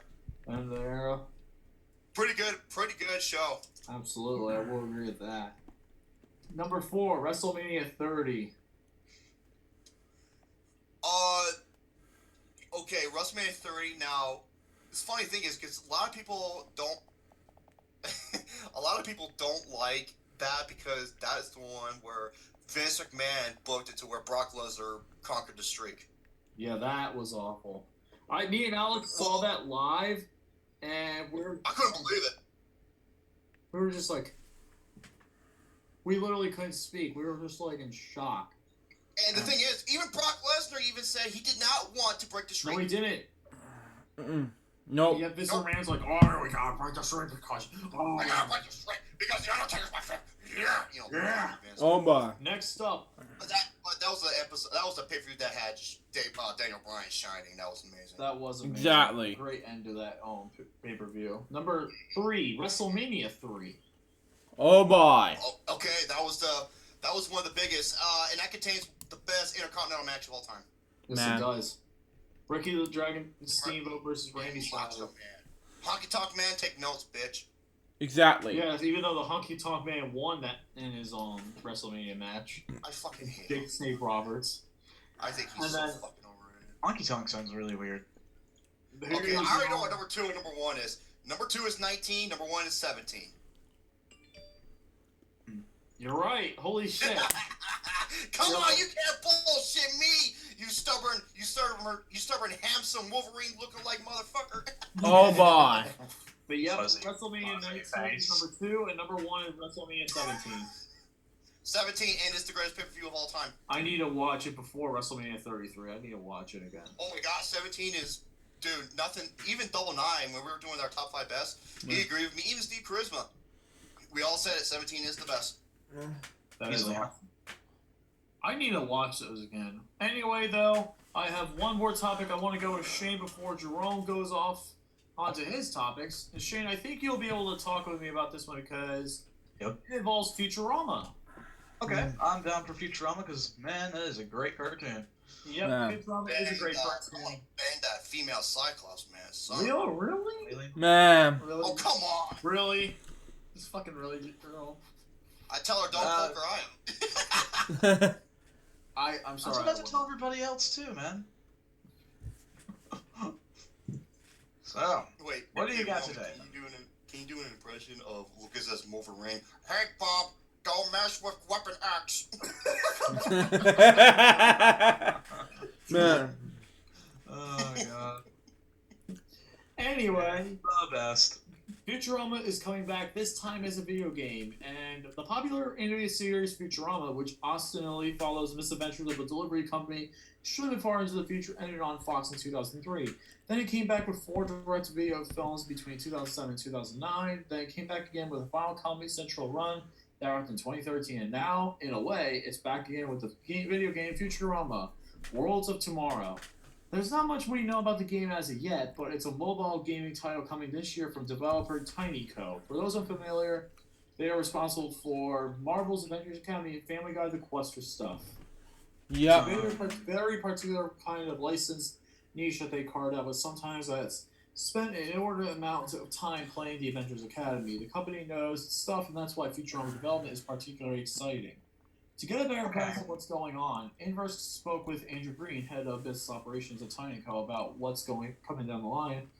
What makes things as a Futurama game, how they're working to really bring the Planet Express crew together again. What can you tell us about it? We kind of got the band back together, and the fact that we're working very closely with Matt Groening and David X. Cullen, and David kind of works with us almost on a daily basis on the game. We've also hired a bunch of writing staff that works on our internal narrative design team that makes all the concept of the game, all the quest design, and we're also working with Rough Draft Studios. Peter Avanzio and Claudia Katz were original producers and animation supervisors of the show for the look and the feel of the game, as well as some original animation that we're creating a full-length original animation as well. Man. We looked at and worked very closely with Matt and David and Fox to figure out what would be the best game for Futurama fans. I'm a Futurama fan myself, as is most of the team. We've all watched the show. We've seen every episode 5 times. We knew that we needed to create a lot of new gameplay around Space Avengers to make it feel authentic, just because this doesn't exist on a singular play space or regular level play space. We wanted to give people a real feel for exploration, how the characters interacted in their adventures and deliveries together, as well as make a really great story. But a lot of the things that TinyCo is good at, like mobile progression events, but there's definitely some new gameplay that we're not revealing yet about the Space Adventure that was new and very exciting. And it kind of feels like an ongoing of a kind of infinite series. We've taken where the canon is, where it's left off on this last one of Comedy Central, and we're ready to creating a new story that is more akin to the one of the movies that they did between the Fox run and the Comedy Central run. Oh, okay. It's a big thing that happens in the universe, but it's the universe as people know it, and it exists after the Comedy Central run. Wow. There is a big thing that happens, and then slowly but surely you're fixing that, and then getting into all new stories with all the characters that you love. That thing with the guys, Matt and David, we're especially excited about is creating new stories, getting deeper into the backgrounds of some characters that we don't know, and maybe even creating new characters, and eventually, definitely new planets and places of exploration. Nice. All right. And here's the last, like, there's a couple of things that I really want to go over. I'm not going to go over too much, but they're going to do a little bit of in-app purchases, but they're really not going to do much of a monetization. But that's pretty much all I got to say about it. There really isn't too much. There's a lot more technical stuff, but still pretty excited for it. Definitely want to check it out sometime if it able to get it whenever it comes out. So it should be interesting to say the least. Mm-hmm. Yeah, that's true. Another thing you should check out. Okay, what was that alien chick again? The hot alien chick with the one eye? Leela. Man, I saw her in some awesome cartoon porn. It was some good shit, man. She was getting pile driven and everything. What? What the fuck is wrong with you? I don't think you should ask that question because you're gonna get a really long fucking list. Just like me. Oh, I can't see that list because it's stuck together. Man, I just want to add that to the closing post-credits scene. Continue on. No. This is why we can't have nice things. Look at Marcus like, nah. I'm just like, what the fuck, Jerome? Really? Leela? Oh, come on. You wouldn't want to hit that ass or something. Yeah, I'm good. I'd rather hit Amy. That would be the one person with Future I'd probably hang out. Probably. Man, if I was fucking Bender, man, you know how many fucking steel dildos I'm making for? Oh. Anyway, Jerome. Yeah, she'd be smoking that cigar. Go talk about yourself because that's ridiculous. Okay. Which one? Say it That's a again. good question. Okay. Oh, the Vince McMahon one? Yeah, That I is- want to hear this actually because I do want to hear that, but also, did you have any other ones as well? I know you had some other ones. The Divas. Okay, 10 women wrestlers, 10 who are natural, 10 who are enhanced. There. And then let's see what are the others. And, Rex Retard. Let's go over the Divas, then the Rex Retard, then go to Mix McMahon. I think that's a. Fastest superheroes of all time. I have that one too. Oh yeah, we can. Let's do the superheroes and the Rex first, then the Divas and Mr. McMahon. Okay, I'll go over this. Okay, fastest superheroes of all time. This is, of course, the top 15 list from Riches.com. Their list sounds pretty good until they get to number 1, which makes no fucking sense. Okay. Okay. Number 15 is the Green Lantern. He can go at .40 miles per hour. Oh my. Number 14 is Sentry. Sentry can travel at .42 miles per hour. Number 13 is Makuri. I forgot who this person was. She can go .43 miles per hour. Number 12 is Superboy. Not too many people are familiar with Superboy. Wow. Yeah. .64 miles per hour. Number 11 is Aquaman, the man who talks to fish. He can talk his way through fish by traveling 1.8 miles per hour. Mhm. Number 10 is Supergirl, aka Austin's crush. Wow. The actress who plays her. She travels at 2 miles per hour. 2 Okay. miles per hour. Number 9 is Quicksilver. Ooh. Quicksilver can go 2.5 miles per hour. Oh, I'm sorry, 2.5 miles per second. What am I kidding? Yeah, all the- I was about to say. I'm wait so a- sorry, because Yeah. I'm used to say miles per hour. All these are miles per second. Mine. Miles per second. Okay. So okay. So Quicksilver can travel at 2 miles per second. 2.5 miles per second. That's fucking fast. Number 8, oh, just wait. Number 8, Kid Flash at 2.8 miles per second. Number 7, Thor, the god of thunder, Yeah. 6.6 miles per second. Wow. Man. I didn't realize you could travel that fast. Number 6, Living Lightning, 61.1 miles per second. Wow. Wow. Yeah, living lightning ain't fucking no joke. Okay, now number 5, 4, and 3, and 2, they're all travel at the same speeds, but here we go. Number 5, the Silver Surfer, Wow. Okay, understandable. 186,000 miles per second. Wow. Damn, that's a huge jump. Well, it's the speed of light, I believe, or speed of yeah. Number 4, Captain Marvel, same, over 186,000 miles per second. Wow. Makes sense. Okay, number 3, the Flash. What? Wow. Okay, Just wait. Okay. Wait. Okay. Yeah, it doesn't make any sense. It's just the way they ordered this. He should be number 1, but over 186,000 miles per second, same. Number 2 is North Star. North Star? Wow. Over 186,000 miles per second. And number 1 makes no fucking sense. This is according to the riches, okay? What they have at number 1 makes no fucking sense. Superman, 2,000 miles per second. What? Exactly. What? No, Exactly. No, This bullshit. is exactly how it's listed. That's Bullshit. That's the Wait. thing is that the way Okay. that what?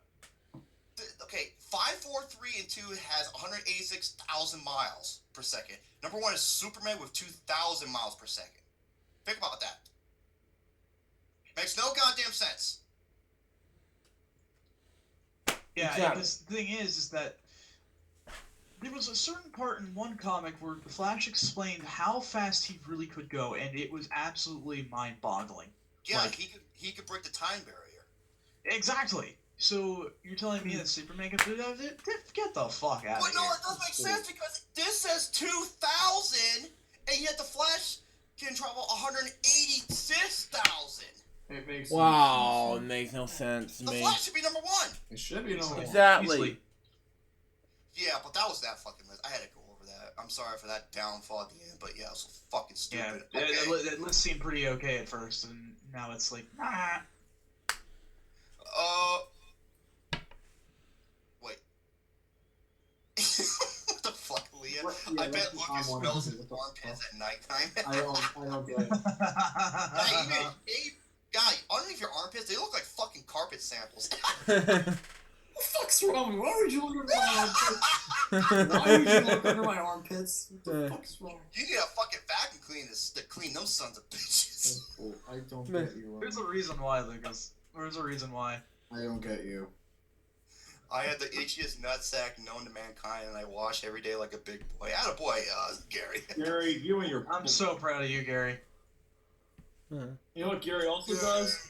He also has a secret football fetish that he keeps from everybody. Yeah, especially you. You like laces on the prostate. Fuck off. Okay. The Divas, Rex Retard, or Vince McMahon? Rex retard. Okay, this motherfucker here. If you don't know who Rex Retard is, he's an old grumpy douchebag fuck who is a film critic for the New York Observer. Wow. And he is known for being a complete fucking douchebag and just garbage taste when it comes to films. And I'm going to go over some of these. Here we go. I went back as far as I could, and I pulled out the ones that stood out the most. Oh. Kingsman, The Secret Service. Oh no, please. 1 out of 4. Fucking really? And he rates this out of 4. Like, it's such a limited, stupid, fucking lazy rating system. And he goes, expensive, derivative, and boring as mattress tickling. Really? What the fuck? What kind of nonsensical statement? Okay, here. I'm just gonna copy this because I don't know what in the fuck he's trying to say. Okay, here we go. Watch. Okay, you ready? This is what he says. Oh, I forgot to copy expensive. It's the expensive, derivative, and boring as mattress tickling something as designer fabric. What? That makes no sense. I don't understand that guy. That's weird. Why? Oh, it's boring. It's derivative and boring as mattress tickling, masquerading as designer fabric. What? I see what he's trying to say, but that's fucking dumb. It's dumb. Okay, next one. Birdman. Oh no. 1 out of 4. A miserable load of deranged, deluded crap masquerading as a black comedy. He uses that word again. Yeah, masquerading. Masquerading. Don't Next you like one. go to masquerade balls? Like shit. I don't know. Okay, next one. Gone Girl. Ooh. Leah says, I bet Lucas farts so loud at night because Goldie walks out and she's like, dang, Lucas, you farted, and she's out of here. Well, you see that? Sleeping most of the time. She can barely hear that kind of stuff. Whoa, dude, yeah. You sure about that? We were able to hear it pretty clear. God damn, I felt the This is our episode. How do you think I feel? Well, you're a pimp, so. Yeah. Okay, next one. Gone Girl. Preposterous, illogical, seamlessly overplotted, and artificial as a ceramic artichoke. One of the year's grossest disappointments. 2 out of 4. And yet Gone Girl is a masterpiece. Okay, The Hunger Games Catching Fire. The jungle scenes were shot in Hawaii, so at least they all got a paid vacation. God. It sounds like he's just hating just to hate, man. Like, Exactly. hater. And you know what? We're gonna get to that because he's a douchebag. He get that 2 out of 4. Next one, Don John, a phenomenal romantic comedy. I love Don John. Gordon Levitt can act, and there's a possibility he can also direct, but there's no evidence in Don John that he can do both at the same time. Wait, what? 2 out of 4. Next one, Pacific Rim, I don't know. or as Alex calls it, Pacific Rim Job. I know. It's pretty funny. You can make another film for half the budget and the time it takes to roll the end credits for CGI imagery. There's stuff to look at, but doesn't anybody care that it doesn't make a word of sense? Actually, it does. It does. Yeah, it does actually. Exactly. Wait, Black Kabal goes, Drone, my ninja nipples are here for you. God. That's the lion. Yeah, yep. Yeah, that definitely sounds like it. Yes, that's my brother from another mother. We were actually, talking earlier today. Oh my God, Russell. It was a very enlightening experience. He's a funny motherfucker, man. Oh my God, so glad he's here. We're just going over why I call Rex retard a fucking retard.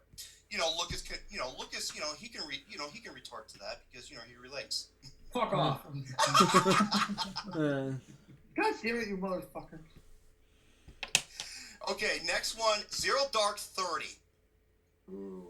Movies must move, and this one just lies there like a stack of paper from a classified government filing cabinet. Man. It always is Shadow Mac Daddy. Yep. Okay, this one pissed me off. 7 Psychopaths. Oh no. What happened? To me, this movie is generally humor resistant. Any cult it develops would be chewing gum and wearing Halloween costumes. 0 out of 4. What? Oh, for fuck's sake. Wait, what? I'm dead serious, dude. That's stupid. That's fucking stupid. I don't get it. That's dumb. Okay, remember I told you how he hates, like, fucking comic book films? Well, here we go. The Dark Knight Rises. Speaking lines they cannot possibly understand. Not one actor makes any attempt to be believable. What? So manufactured and synthetic that they eventually lose all sense of reality. They're like reconstituted orange juice and processed cheese. 1 out of 4. He likes to make a lot of comparisons between things that have no relevance to anything. No. The guy's a stupid fuck. Okay, here is one of his biggest controversial reviews ever. Okay. The Cabin in the Woods. Oh. One of the greatest horror films ever. I fucking love this movie to death. It was my number 3 best film of the year. Here we go.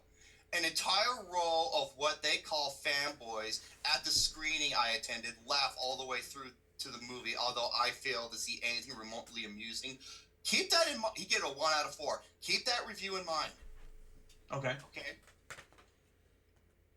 Well, okay, first of all, the Blockbuster Buster is fucking garbage, and Nostalgia Critic is a stupid ass.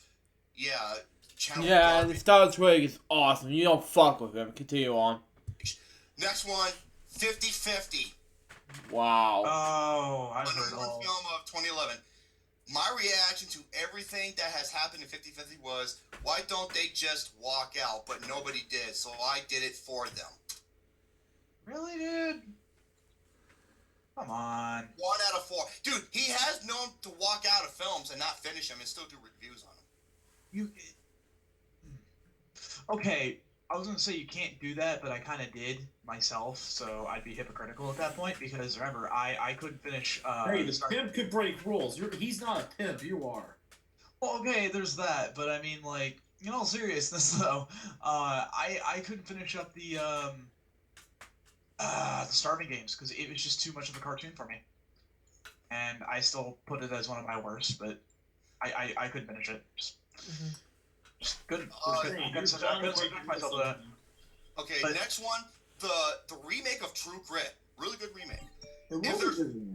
If there's one thing I don't need in my Christmas stockings this year, it's a sorry, lumbering, and unmatched for a remake of the 1969 Sagebrush Saga True Grit. I'm like, really?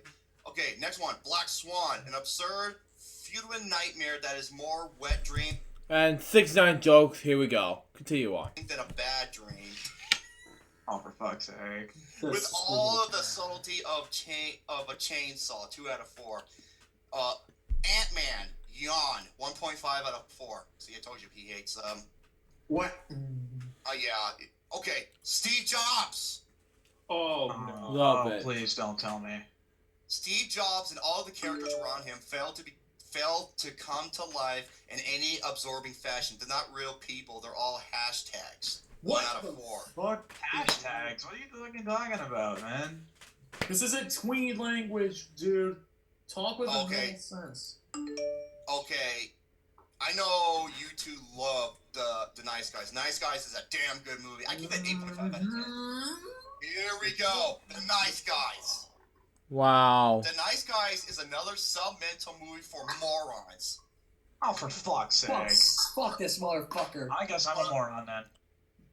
churned out by the kind of sophomoric Hollywood machine that trademarks the works of Judd Apatow and Company. 0 out of 4. Bullshit. He gave that movie a 0 out of 4. Who the fuck does he think he is? Doctor Strange. None of it makes any sense, but logic is the last thing any of the minds attracted for this kind of junk want to expect. 1 out of 4. They explain everything in the movie, you dumb shit. Mm-hmm.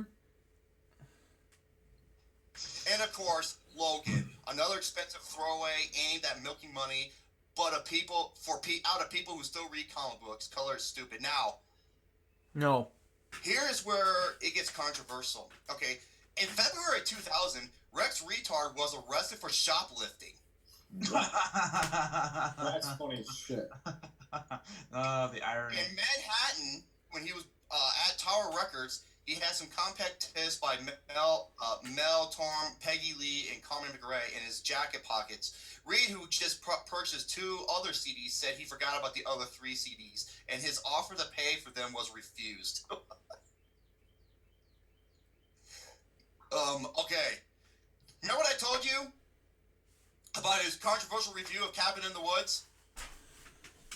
Let me read you this. Okay. In his it attracted so much controversy, okay, due to significant factual inaccuracies in his summary of the film and his dismissive attitude towards anyone who disagreed with his negative opinion. And I believe he walked out of this movie too. Wow. Real dude. Okay, the Elle magazine's Henry Stewart noted, this review is literally about 50% inaccurate, factually, objectively wrong. His professionalism was also called into questioning when, in addition to the factual inaccuracies, many felt he was needlessly insulting and mean-spirited towards those who enjoyed the film. He did. Yeah. Also, his review of Identity Thief. Remember I told you he was an asshole? Yeah. Yes. He was literally making harsh comments towards Melissa McCarthy's weight. He referred to her as humongous, a hippo, obese, and tractor size. Wow. Jeez, man. Like, okay, even if it was bad, like, dude, that's pretty uncalled for. Okay, you're probably thinking, well, Jerome, what about you and Adam Sandler? Here's the difference. Adam Sandler is an asshole both in and out of the Hollywood industry. Yeah, he's a pretty bad dude. Like, He is a bad dude. He's a racist. I mean, look what he did with The Ridiculous Six and many, many other things. And look how many careers he's killed. Yeah, exactly. Yeah. Okay, I gotta read this.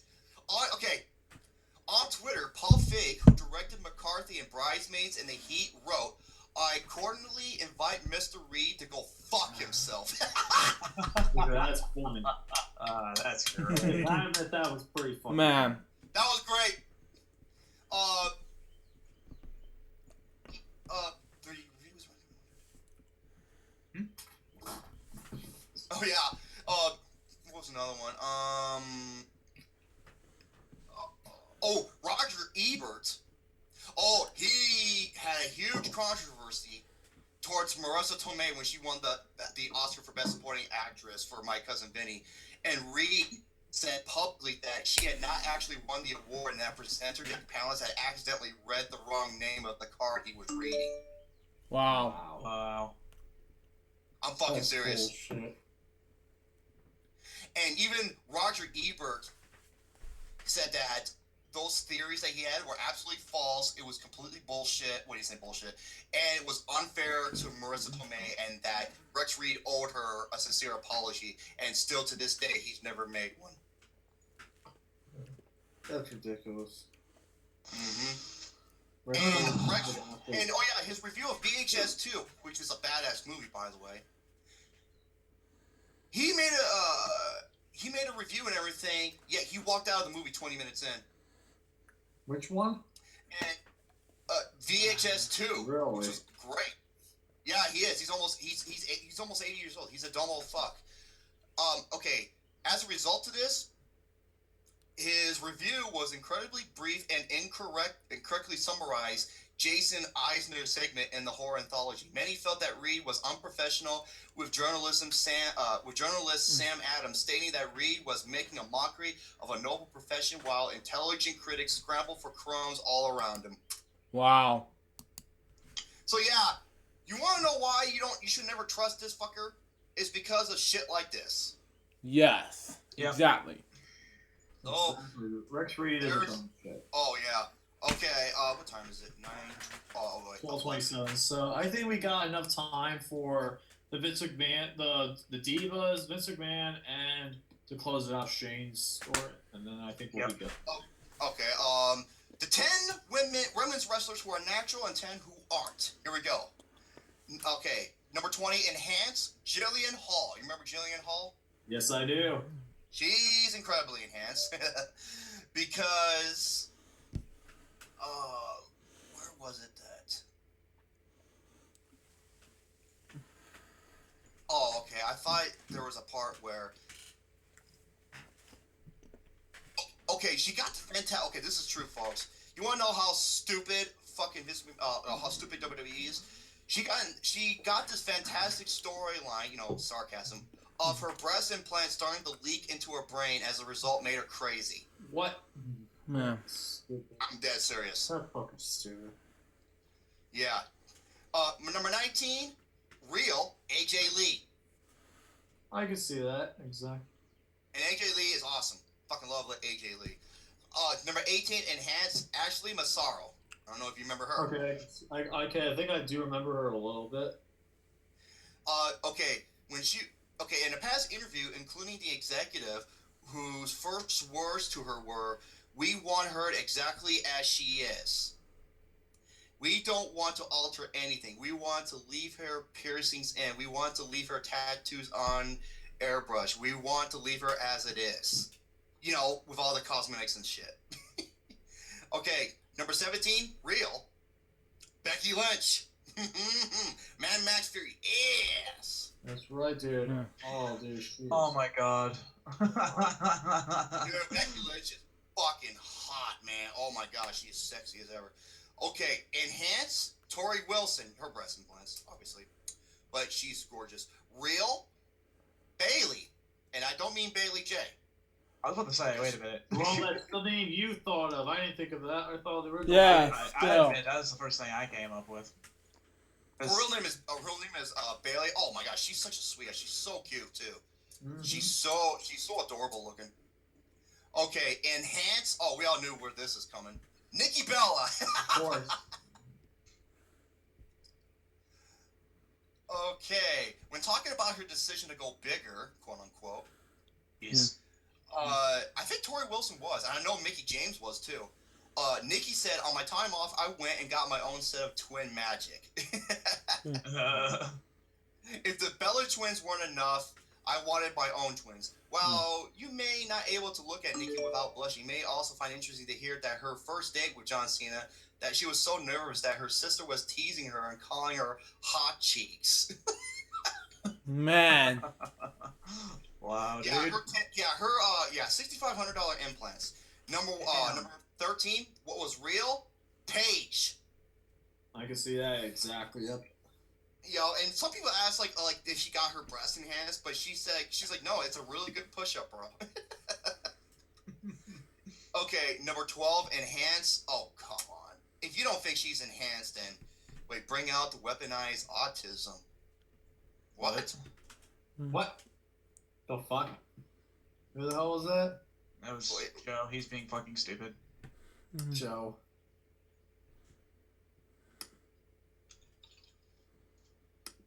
Yeah, he is. Hold on.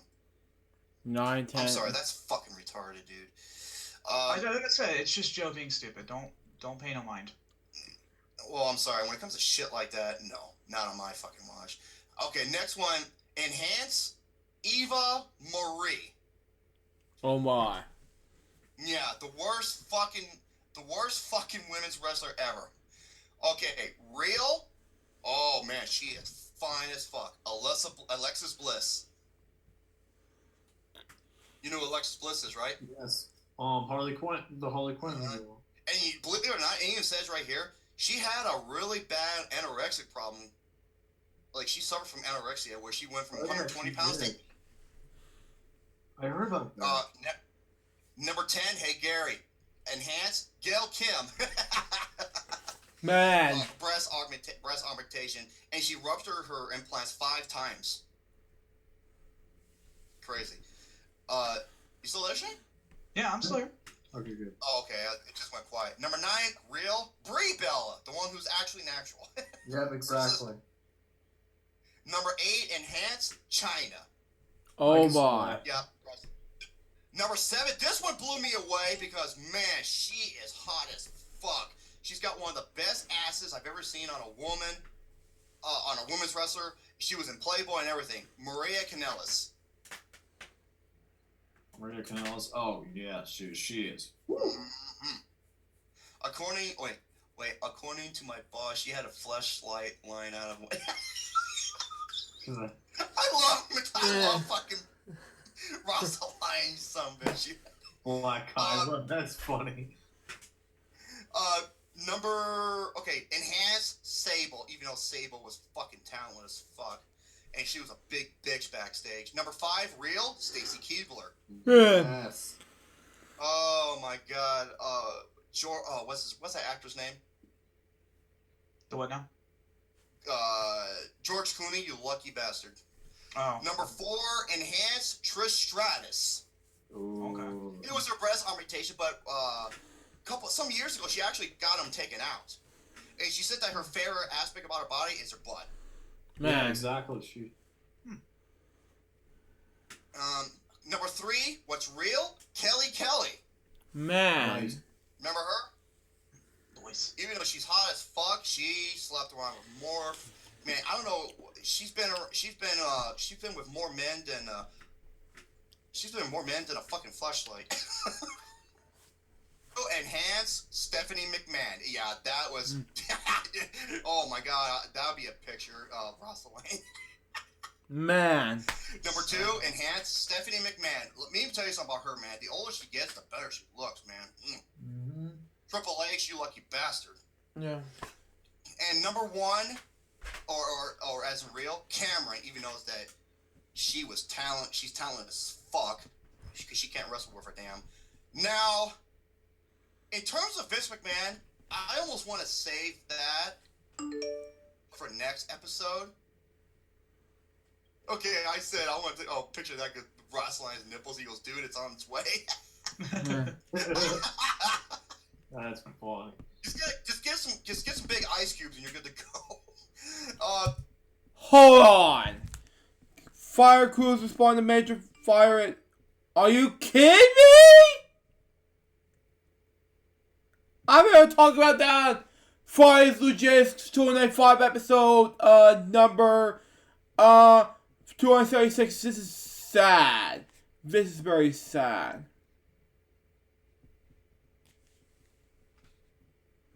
I'll post that in my group and then I will continue on.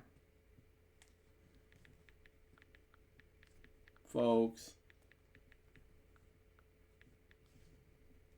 Anyways, let's continue on. I'm gonna hold off on the Vince McMahon one for the next one. Well, unless you want me to go over it really quick. I honestly really want to. Man. Okay. Oh yeah, Shane even said he's okay. 15 disturbing signs Vince McShitnuggets is losing his damn mind. Number 15, hiring dozens of writers with incredible turnaround. Yeah. That was a good point. Oh fuck, Ice Cube. Yeah, after Fist of Anus. Okay. He hires so many different fucking writers. But guess what? They don't do jack shit except for one thing. Because even though they have like 10 hours of fucking programming each week, you know what the writers are made for? Listen to this. According to the Wrestling Observer newsletter and first-hand interviews with people who quit the company, the writers are basically instructed solely to come up with ideas for John Cena and other top stars of the business. What? That's bullshit.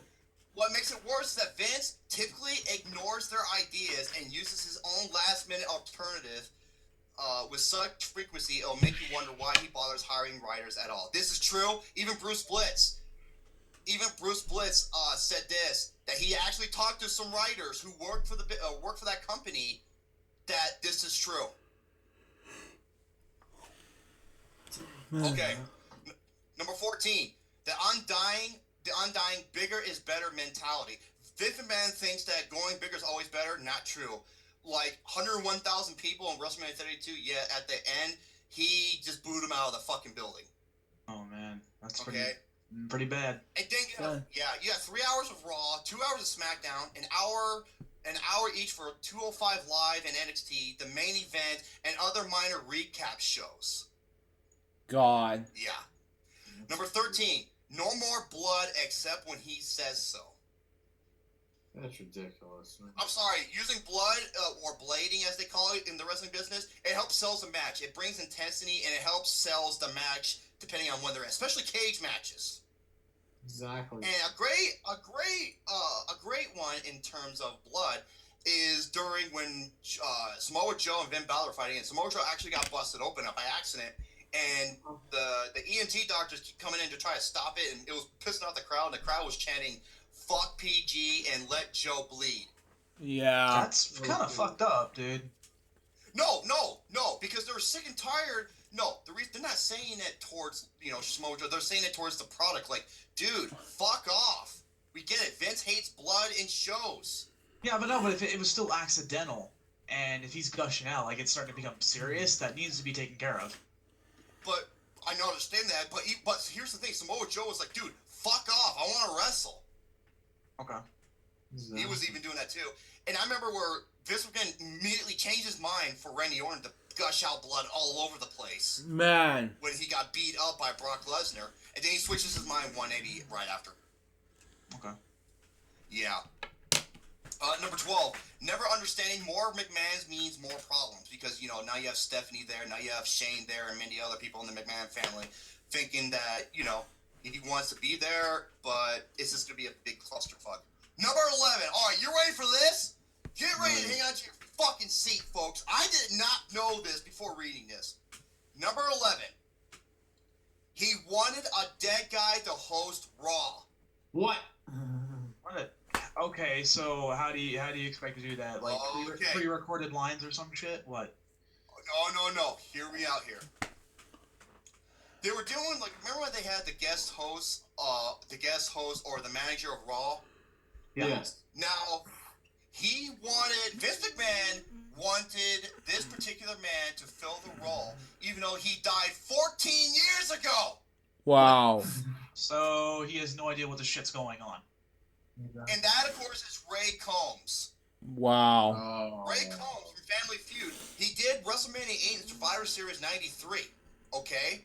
However, Ray Combs was never a happy man, and he felt like he was wasted as a game show host, and it led to serious depression, and he died from suicide in 1996. It was in 2010 when Vince McMahon told his staff to seek Combs out because he wanted him to host Raw, yet he had no idea that he passed away. God. Out of touch much? Okay, number 10. You're going to agree, Lucas. Pushing all the wrong people. Exactly. Yep. Mm-hmm. Fuck muscle boy bitch tits. Uh-huh. And the thing is, anytime a WWE superstar gets cheered or respected for reasons Vince himself didn't manufacture, it doubles as a death knell for their career. And a great example, Zack Ryder. Oh my god. Jesus, dude. Oh, dude. And even Alberto Del Rio's manager, he said it. The reason why he got buried is because he got over natural. Man. Vince McMahon doesn't like that because he's a fucking control freak. He wants to push them himself. Man. Ridiculous. Yeah, that's silly. Also, he loves pushes people who are over 35, who are his favorites. Speaking of that, number 9, thinking that Roman Reigns is the answer. He isn't. Nope. Because this motherfucker has, just like John Cena, has shoved Roman Reigns down our fucking throats. And from what I heard from Bruce Blitz, what happened on Raw recently with Braun Strowman and The Undertaker in their face-off, people were cheering. And then Braun Strowman goes through the crowd, and then out came Roman Reigns to stare down The Undertaker. And they booed him out of the fucking building! Oh my. That just shows you he does not care what you want. He doesn't care. No, he doesn't. He fucking sucks. Yep. That's crazy, And man. yeah, he comes out with fucking tater tots and suffering succotash. And Vince McMahon writes his promos, mind you. That's pretty pathetic, honestly. Yeah. Yep. I don't remember when I grew up with wrestling when I was a kid. I don't remember lines like that ever. Hey, there's a reason why. You know why? Because he has no competition. Ah, that makes sense. I wish he had competition with Lucha Underground, honestly. Then maybe he might wake the fuck up, but no. Yeah, but it's sad because Lucha Underground is fucking great. Okay, number 8. Repeating the past instead of creating the future. God. Okay, in what ways? Okay, I'll read this. Outside of Roman Reigns, the only wrestlers Vince and WWE has pushed as genuine main event stars have been around for decades or should have been retired for that long, or part-timers. Look at Goldberg, to what he did to Kevin Owens. And Rusev and many other ones who got sacrificed in the process towards Goldberg. Also, The Undertaker and many others. Fuckboy Buckethead. Yep. It just shows that he does not care about creating a future. He always relies on the past that worked in the past. Man. Triple H definitely cares about everyone's future. Oh, here's the thing about Triple H. You know, even though that when he was a wrestler, he was so fucking hated. But now, once he got his shit together, the young talent fucking loves Triple H. Exactly. Right. Man. Dude, aside from CM Punk, he is one of the most beloved guys behind the curtain. Mm-hmm. Yep. Exactly, man. Yeah, and he's butted heads with Vince McMahon and Kevin Dumbass. Okay, here we go. Number 7, micromanaging announcers without saying anything important. Yes. Remember a long time ago, Lucas, when we went over the leak papers of the announcers? Yes, I remember. Uh-huh. Right here. And because they are forced them to say certain words but not talk about anything. Why? Because Vince McMahon is telling them what to fucking say behind stage. Exactly. Man. And JBL. Here's the thing. JBL was released, but he was like one of the biggest asshole bullies backstage. He was a cocksucker. And yet WWE has their no bullying policy going on, and for that, and yet JBL was against that, and then he returned, and Vince McMahon was open arms because he likes JBL. Mm-hmm. Number 6, forcing everybody to follow a script. Exactly, it's awful. Mm-hmm. Yes. Why? Vince McMahon is all about control. The only stars that broke kayfabe is The Rock. He did it with the crowd, which was awesome. He was talking to like Macho Man. The guy was dressed up as Macho Man and everything. Yeah. And John Cena, who's broken kayfabe so many fucking times. Wow. Number 5, relying far too heavily on rhetoric. Yep. What do you think by that? Okay, here's a great example. According to Mick Foley, the boss recently screamed at Braun Strowman for daring to cut a promo where he mentions quote unquote title shots. Wow. Oh. Yet when he yelled at him, said he should have said championship match. Oh, come on. I'm dead serious. Oh. I'm fucking dead serious. Vince McMahon hates personality he didn't create, and it's been proven. Mm-hmm. Number 4. Oh yeah. Okay, number 4 and number 3 are almost the same thing. Here we go. Number 4, ignoring his most loyal fans. Yep, that's true. He doesn't give a fuck what his audience says. All he cares about is what he wants. Mm-hmm. Number 3. He has the big monies, that's why. Well, it's got because the he's big an buns. egotistical cocksucker. Number 3, even though it makes no sense because his fucking ratings are in the goddamn toilet. Man. Yeah, he just doesn't care, man. He doesn't care. Number 3, not only does he not care, he is a control freak on his crowds because he edits the crowds to serve his misguided vision.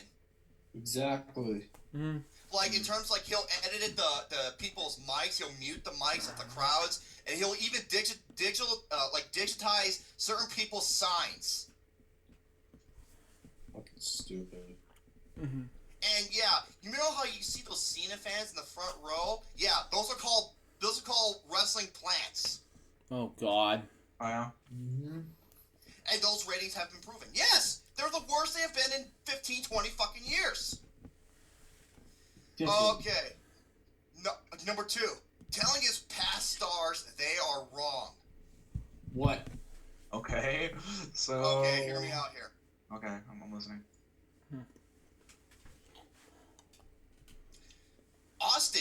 Stone Cold Steve Austin, even going so far as to tell Vince McMahon to his face that he was making huge mistakes when he appeared on the Stone Cold podcast in late 2014. And all Vince did in response was brush criticism off. He was beating around the bush. Man. Okay? And one of the examples was that Vince should be pushing Cesaro, causing Vince to outright lie and say Cesaro doesn't have it, yet millions of fans and the biggest superstar, Steve Austin, was telling the exact opposite. Yep. And especially with Ric Flair, how he's like, oh, I'm happy that John Cena is, is tied to my record, even though he said that because he was paid to. And number 1, the definition of insanity. Oh my. He is the textbook definition of why. Wow. Yep. Okay. I can agree with that because. And he is the man in charge. And Vince McMahon, what he's doing, he's doubling down on everything with all the shit that we just went over, and why the ratings have plummeted, why they stopped fucking watching. And Vince McMahon doesn't give a shit. It's all what he wants, no matter how much money he's losing in terms of ratings and all that shit. Even though stock-wise, he'll probably be doing well because there's so many other stock options for WWE. Yeah, he should be a billionaire. That's just a millionaire right now. CM Punk said it perfectly. Yep. Why? Because he's fucking delusional and he hires douchebag yes men like John Laurinaitis. Mm-hmm. Oh, What CM Punk said was fucking true. I am done talking. I am out of breath. Mr. Shadowman, please end the show with your big main event segment. Hey. So. I can't wait. Next to his name. What?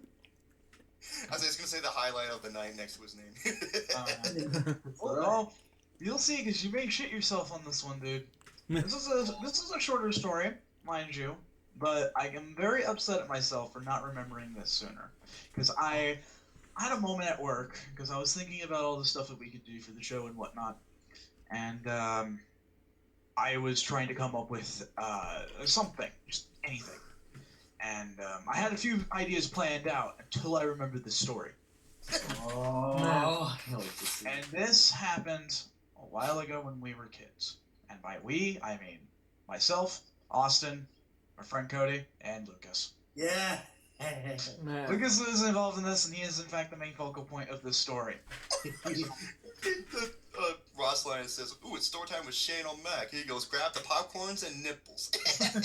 Got nipples. Wait a minute. Wait, what? Well, he grabbed mine earlier today, as is tradition. So. Man. I thought your host did that. Oh no! They don't treat me as well as he does. So, anyways, so a long time ago, we'll start off our story. A long time ago, back into the distant past. It was when we were kids, back in I think it was in the ass end of middle school to God, was it Before high school? I think So it was it's right before high school. Okay, so towards the end of 8th grade then. Now, yeah, and so Austin and Cody invited me over to Cody's place, and they were like, come hang around. And Lucas, on a very rare occasion, asked if he could, hang out too. And the thing is, it's not like that Cody or Lucas didn't like each other. They do. But the thing is, they never really hung out. Am I right? Yeah. Yeah, you guys never really hung out. And yeah, until this one point. And we had a great time. We were just playing games and shooting the shit and stuff like that. It was a good time. Now, here's the thing with Lucas back then. He's he stays up a lot later than he does back then, because back then he was ready to pass out at 10. And yeah, because the thing is that he's, it was like a lot of other people around at that Wow. time, always concerned about. So wait, you met each other as kids? I did not know that. It was amazing. Continue on. About school. And, which was very understandable. Me back then, I could give two shits about school. Man. And, yeah, I didn't care. And, what was it? What happened is that, Lucas says, okay, I'm going to go to bed, I'm tired, and we're just like, oh man, the party just started, and he's like, no, I'm really tired, I want to be able to get up, because he was very, I was really exhausted, those enchiladas gave me an upset stomach. What? So, he's about to go to bed, and he goes to the guest room. Now, in this house of his that Cody used to live in, his dad's place, has, his dad's bedroom, his big kitchen in the center, with the living room right next to it. His Cody's room at the time, which is now his room now, is the guest room, and then of course the guest room that Lucas was staying in had this little bed there and everything like that. He was ready to go to bed, so he comes ahead, gets ready for bed, and we're all just sitting in Cody's room playing games and stuff. I think we were playing. Oh God, I think we were at the time. I don't know if we were playing 99 Nights. It was some sort of 99 Nights was this game that was like Dynasty Warriors, but like yeah, I remember that. Yeah, but like more interesting. But so anyways, Cody just turned around and he's like, guys, I have a really great idea. And I'm like, and of course, when anything that he says, when he says he has a great idea, it always ends in fucking disaster. So he's like, I got a great idea. And we're like, well, what is it? He's like, I'm gonna screw with Lucas, and I'm like, no, come on, he's trying to go to bed, dude. Okay, I'm gonna say something right now. One thing I do not tolerate, I mean, don't, is when someone is gonna be physically fucking with me when I'm sleeping. Yeah, well, if that happens, I'm I'm just after you with a fucking back. Yeah, thank you, Rosalind. Yeah. He says he cocks his Glock and he goes, back off, ninja. Now, the thing is, I will say, Lucas was a very good sport, but he was very agitated. But I don't blame him. So. I don't blame you one bit. I would kill the sons of bitches, man. Now, hear me out though. This shit's fucking funny. Okay. Lucas goes to bed, and about an hour and a half passes, so around 11:30. And Cody goes into the guest bedroom, opens up the door, and it's like pitch fucking black in there. He goes in, and of course, as I mentioned before, there's this little bed. That's, it's like it's on like a metal frame, but that's really about it. You know what I mean? Like a metal frame at the bottom, holding the thing up, suspending it. So he gets in there, and works his way underneath the bed. And he starts lightly shaking it, and Lucas is stirring around like, oh my. We're like, no, Kirby, no, it's too late for that tonight. I have a headache. So anyways. I got massive heartburn for enchiladas. So what is wrong with you, Roman? Okay, so anyways. So he starts lightly shaking it, Lucas, fucking moving around in sleep. And all of a sudden, it went from 0 to 100. He shakes the fucking thing like it's a fucking earthquake, and Lucas goes, what the fuck? No, Coyote, what the fuck, titties? So and Austin and I were looking from peeking from the frame, and as soon as he got up, we fucking booked it. We went back to the fucking room, and I'm really good at doing things that just make people convince people that I've done nothing wrong. And technically I didn't. I was on Cody, because when Lucas got up, he immediately ran out to the living room. And he's probably looking for something to protect himself with. Wow, he was looking to beat someone up. No, I mean Cody, like he's probably hauling ass, like it's like, oh my god, no. He's probably gonna be like Captain America. But no, Cody stayed put. He was underneath the bed the entire time. And so we went to Cody's bedroom, and Lucas was like, "What, seriously, guys? What the fuck is wrong with you?" And I'm like, "What? I didn't do anything." And Austin's like, "Yeah, what do you think?" He's like, and he immediately turns Austin. He's like, "You better fucking stop tonight. I really want to sleep." Oh man, Lucas, man, you thought Lucas was bad, dude. I'm fucking 6'1", I'm over 250. If someone try to shake my bed, you're gonna have a pissed off rhino coming after your ass, man. He probably tries to stab people with his head too. But the reason why this is so funny though is because Cody was nowhere to be found. Lucas, in his sleep-deprived adult state, thought it was Austin fucking with him. Oh boy. So he goes back, and we're like, okay, dude, it's all right. We're not doing anything. Just go back to bed, right? And he's just like, fine, but you better fucking stop, right? And it's like, okay, all right. Exactly. Well, speaking of that, man, you're getting a lot of text not only from here but in the chat. You have Gary's like he's my boo bear, and he's like no, Ninja Man, he's my boo bear. I touched those nipples today. He's kind of got the point there.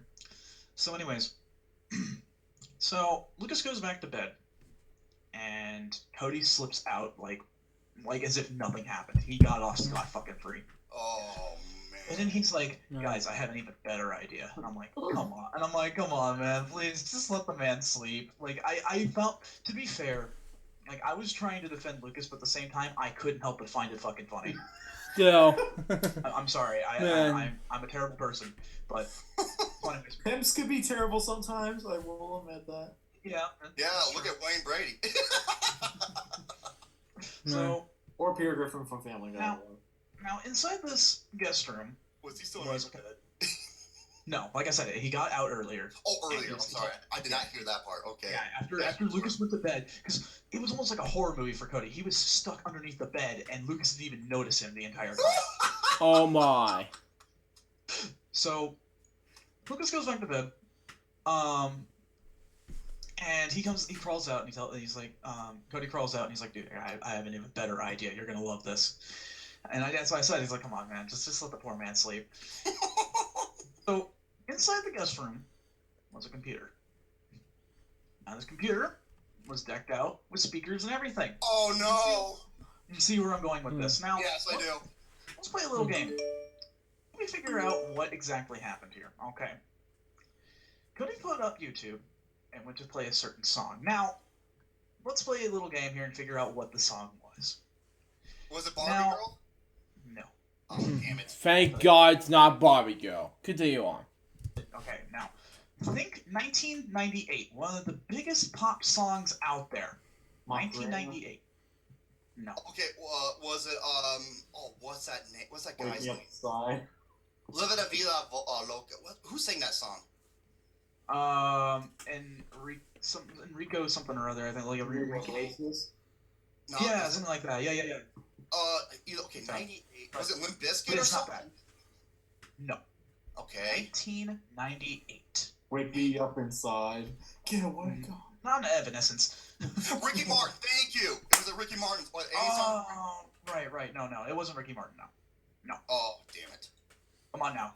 1998 pop songs. Okay, let me think, Top man. of the list. I should know it, man, because, dude, shit, I was like... Okay, 1998, I'm thinking. NFL on Fox theme song. Would you be quiet? Oh, get the fuck out of here. That's on top of the list.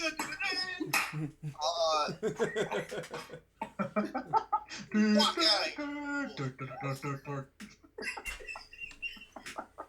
Oh, we're fucking killing Man. Britney Spears? Yes. Yes. Was it Hit Me Baby One More Time? You fucking nailed it. So this is what happens. Imagine this, right? That was like the song that made her huge too, yeah. Exactly. So imagine this, right? Lucas is laying in a bed. He has his back turned to the computer screen because Cody got fucking lucky there too. He turned it on, went to YouTube, looked up Britney Spears, Hit Me Baby One More Time. He turns that fucker up way fucking loud. And this is it. He's inching over to the mouse button over the play button. Once he's clicked it, oh my. And it's exactly. This is how it went down, right? It did sound like that. It just immediately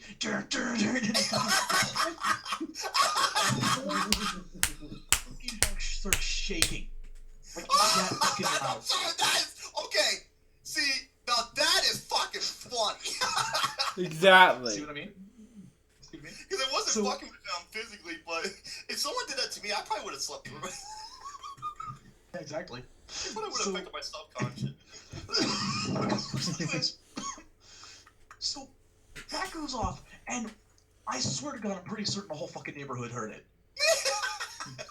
And Lucas got up, knocked the almost. I swear to God, he probably knocked the shit out of the fucking computer. But he turned that shit off, came in, and there's just the three of us sitting down playing games. This is what Lucas said. Fucking really, Austin?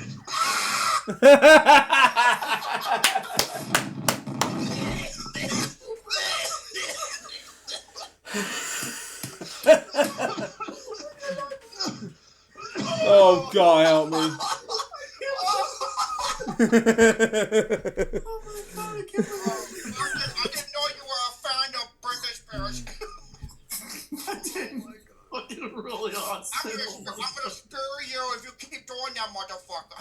Oh my God, I can't believe I actually said that. I know, Lucas. I felt so bad, and I felt bad for both you and Austin. You because of you having to endure the fucking torture that Cody put upon you, but I also felt bad for Austin because after he immediately Austin said, I didn't do it. He told him to fuck off, and he went back to bed. So, okay, MC Deadpool, that's pretty funny. Hit me up, Kirby one more time. Rosalind says, Shane, you and I need to do a story time. We would seriously get drunk cracking the Man. oh yeah, we got a couple. I'll have to see about. Oh fuck. But so end of the story. Right. Cody went to go ahead and try again. And I told him, don't do it. Don't dare. The first 2 times were fucking funny, but now you're being mean. I was like, I can't help it. I'm like, no, you can't help it. You fucking control yourself, mister. So, this is what happens. Okay. He goes back to the computer. Turns off the monitor. Same song is still fucking on.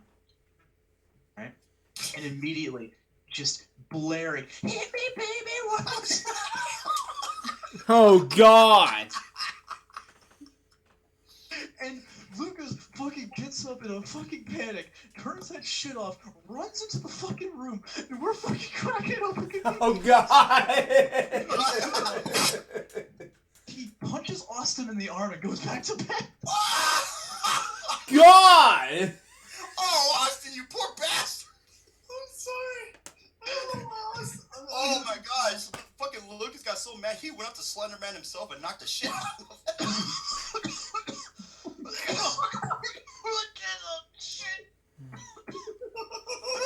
him. Man. God, wow. After that, we just left him alone after that night because holy shit, we could not fucking breathe. Oh my It's like, god. okay, that was enough. We're gonna just leave the poor kid alone. That is, I'm sorry, now that's fucking, see, like, when you were fucking with him physically, I'm like, oh, you go get him, Luke. The second, third time, I'm just like, that's funny shit. Man. But I will say, Lucas, you were a very good sport through the whole thing, and I appreciate your patience, because holy shit, I probably would have knocked the motherfucker too. Well, it's like, I remember when Shane and Gary were recording me when I was like waking up and sleeping, I was like, you know, and this is where my head had a little bit of hair and it looked like a hairy testicle. All right. It's true. And Shane's like, is this the figment of your imagination? Go to sleep. Nothing to see here. Yeah, exactly. I was just like, and I just passed out again. And I don't even remember doing that. Yeah, and Gary has that recorded. And Gary was fucking. That's true. Oh shit, that was funny. I needed that. Yeah, absolutely. Yeah, I know that Luke and I have a extensive list of stories from all over, from different moments, including having to deal with my next door neighbor, which was a very interesting time. I had no idea that she was like this, and We'll go over that sometime. I'll have to ask him to retell it to me again because I don't really remember too well. You know what? Yeah. Me and Ross the Lion. Okay, me and Ross the Lion should be a tag team. Man. He's like, okay, here he is. Like, the following contest is a tag team exchange for one fall coming towards the ring at a combined weight of 550 pounds. The brothers from another mother. God. Yeah, right. Yeah. I'll just see if we can get him because I know that we were trying to save a lot of the stories for things that I have done on my channel, but some of them are just too good to leave alone. Seriously. So Yeah. I'll have to ask him about it. So yeah, that was the story of when Lucas got woken up several times, and I felt really, really bad for him. Austin, I have to apologize for Austin for that. I did not realize I fucking hit Austin like that. Yeah, you punched him in the arm and went back to fucking sleep. How bad did I hurt Austin that night? No, you didn't hurt that. You just knocked his fucking block. Is little Lucas Elsie Muscles going to have to choke a bitch? In all honesty, that's ended on a high note, man, because that was beautiful. Yeah, because I'm getting tired. I have to work in the morning, so... Yeah. Yeah, let's end this show on a high note. Thank you all for joining us tonight. See y'all next time. Everybody say your final goodbyes, and we'll be ready for episode 77 next week, hopefully. Oh, can't wait. I'm already excited. So, anyways, I'm glad to be on here today. I'm glad I remembered that story. Oh, that was amazing. Mm-hmm. That was amazing. I will say this right now. Next week, I got another story that I remembered, and this is a story I have not told anybody. Not because of how personal it is. It's because, well, I kind of forgot, but it involves Austin and what could have been a ruined birthday. Oh shit. Oh So God. It was very interesting. So I'm just gonna go ahead and say, Austin, I'm sorry. So with that being said, I want everyone to have a good night. Hope you had a fun time as much as we did, and we'll be seeing you next week. Absolutely. Thank you so much to little Lucas Osimonsos and Shadow Man Pimp Days. It's a white motherfucking Baron. You know, that's what Russ should be calling Shane. It's the white motherfucking Baron. That would be cool. Nah, he just calls me bitch. Oh, Jesus. Man. If me and Rosalind had a wrestling match, I wonder what it would look like. We're both big, handsome son bitches. We should know. Until the next episode, stay tuned. And once again, motherfuck Rex Retard, because he's I call him Otacon. That's actually a good nickname. Yeah, that's true. He does call me Otacon. I'll be goddamn. Until the next, stay tuned. And motherfuck Rex Retard, because he is a really big cocksucker. And, of course, asshole face Adam Sandler Kent. Makes no sense to me. Don't fuck with him. Get day on. Yes, sir. Now, if you excuse me, I'm going to jerk off to some Ava Adams porn. See you later. Stay awesome. Have a great night. And yes, can't wait till the next episode. Have a really nice episode. So that was the Pain Game Podcast, episode 76. What do I think about this episode? It was amazing, except for these two flaws. Number one, the best and worst of Adam Sandler movies. And two, they're only 10, not 20, you know. Look at the table of contents right now. You see the 20? No, there are only 10 woman wrestlers who are naturally or aren't with Romy.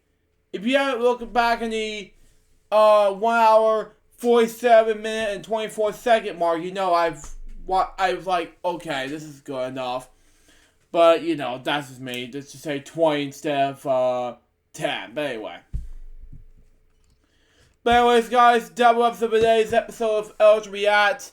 Episode 4 and 7. Hope you enjoy it. Stay tuned for the next episode, which is going to be the Pain Game Podcast, episode 77. And man, I am exhausted.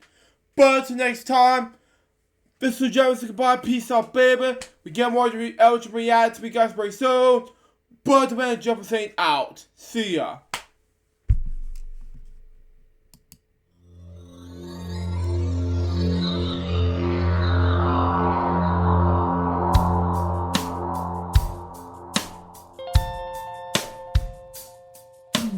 Given unto me this life I'll never take for granted, and given all the time I failed to really understand it, I never sought to meet the maker of reality, the one who gave the life that which is always happening, but I tried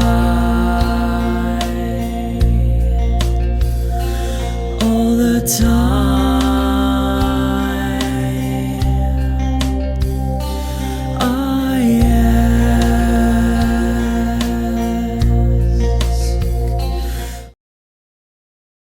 Okay, I'm down for Futurama because, man, that is a great cartoon. Yep, Futurama is a great I want to cartoon. bang that female Cyclops, man. Son. Really? Really? Really? Oh, come on. Really? Just fucking really, girl. I tell her don't poke her eye out. I'm I'm sorry. supposed to tell everybody else too, man. Another thing you should check out. Okay, what was that alien chick again? The hot alien chick with the one eye? Villa. Leela. Man, I saw her in some awesome cartoon porn. It was some good shit, man. She was getting Damn it, pile Ronnie. driven and everything. What? What the fuck is wrong with you?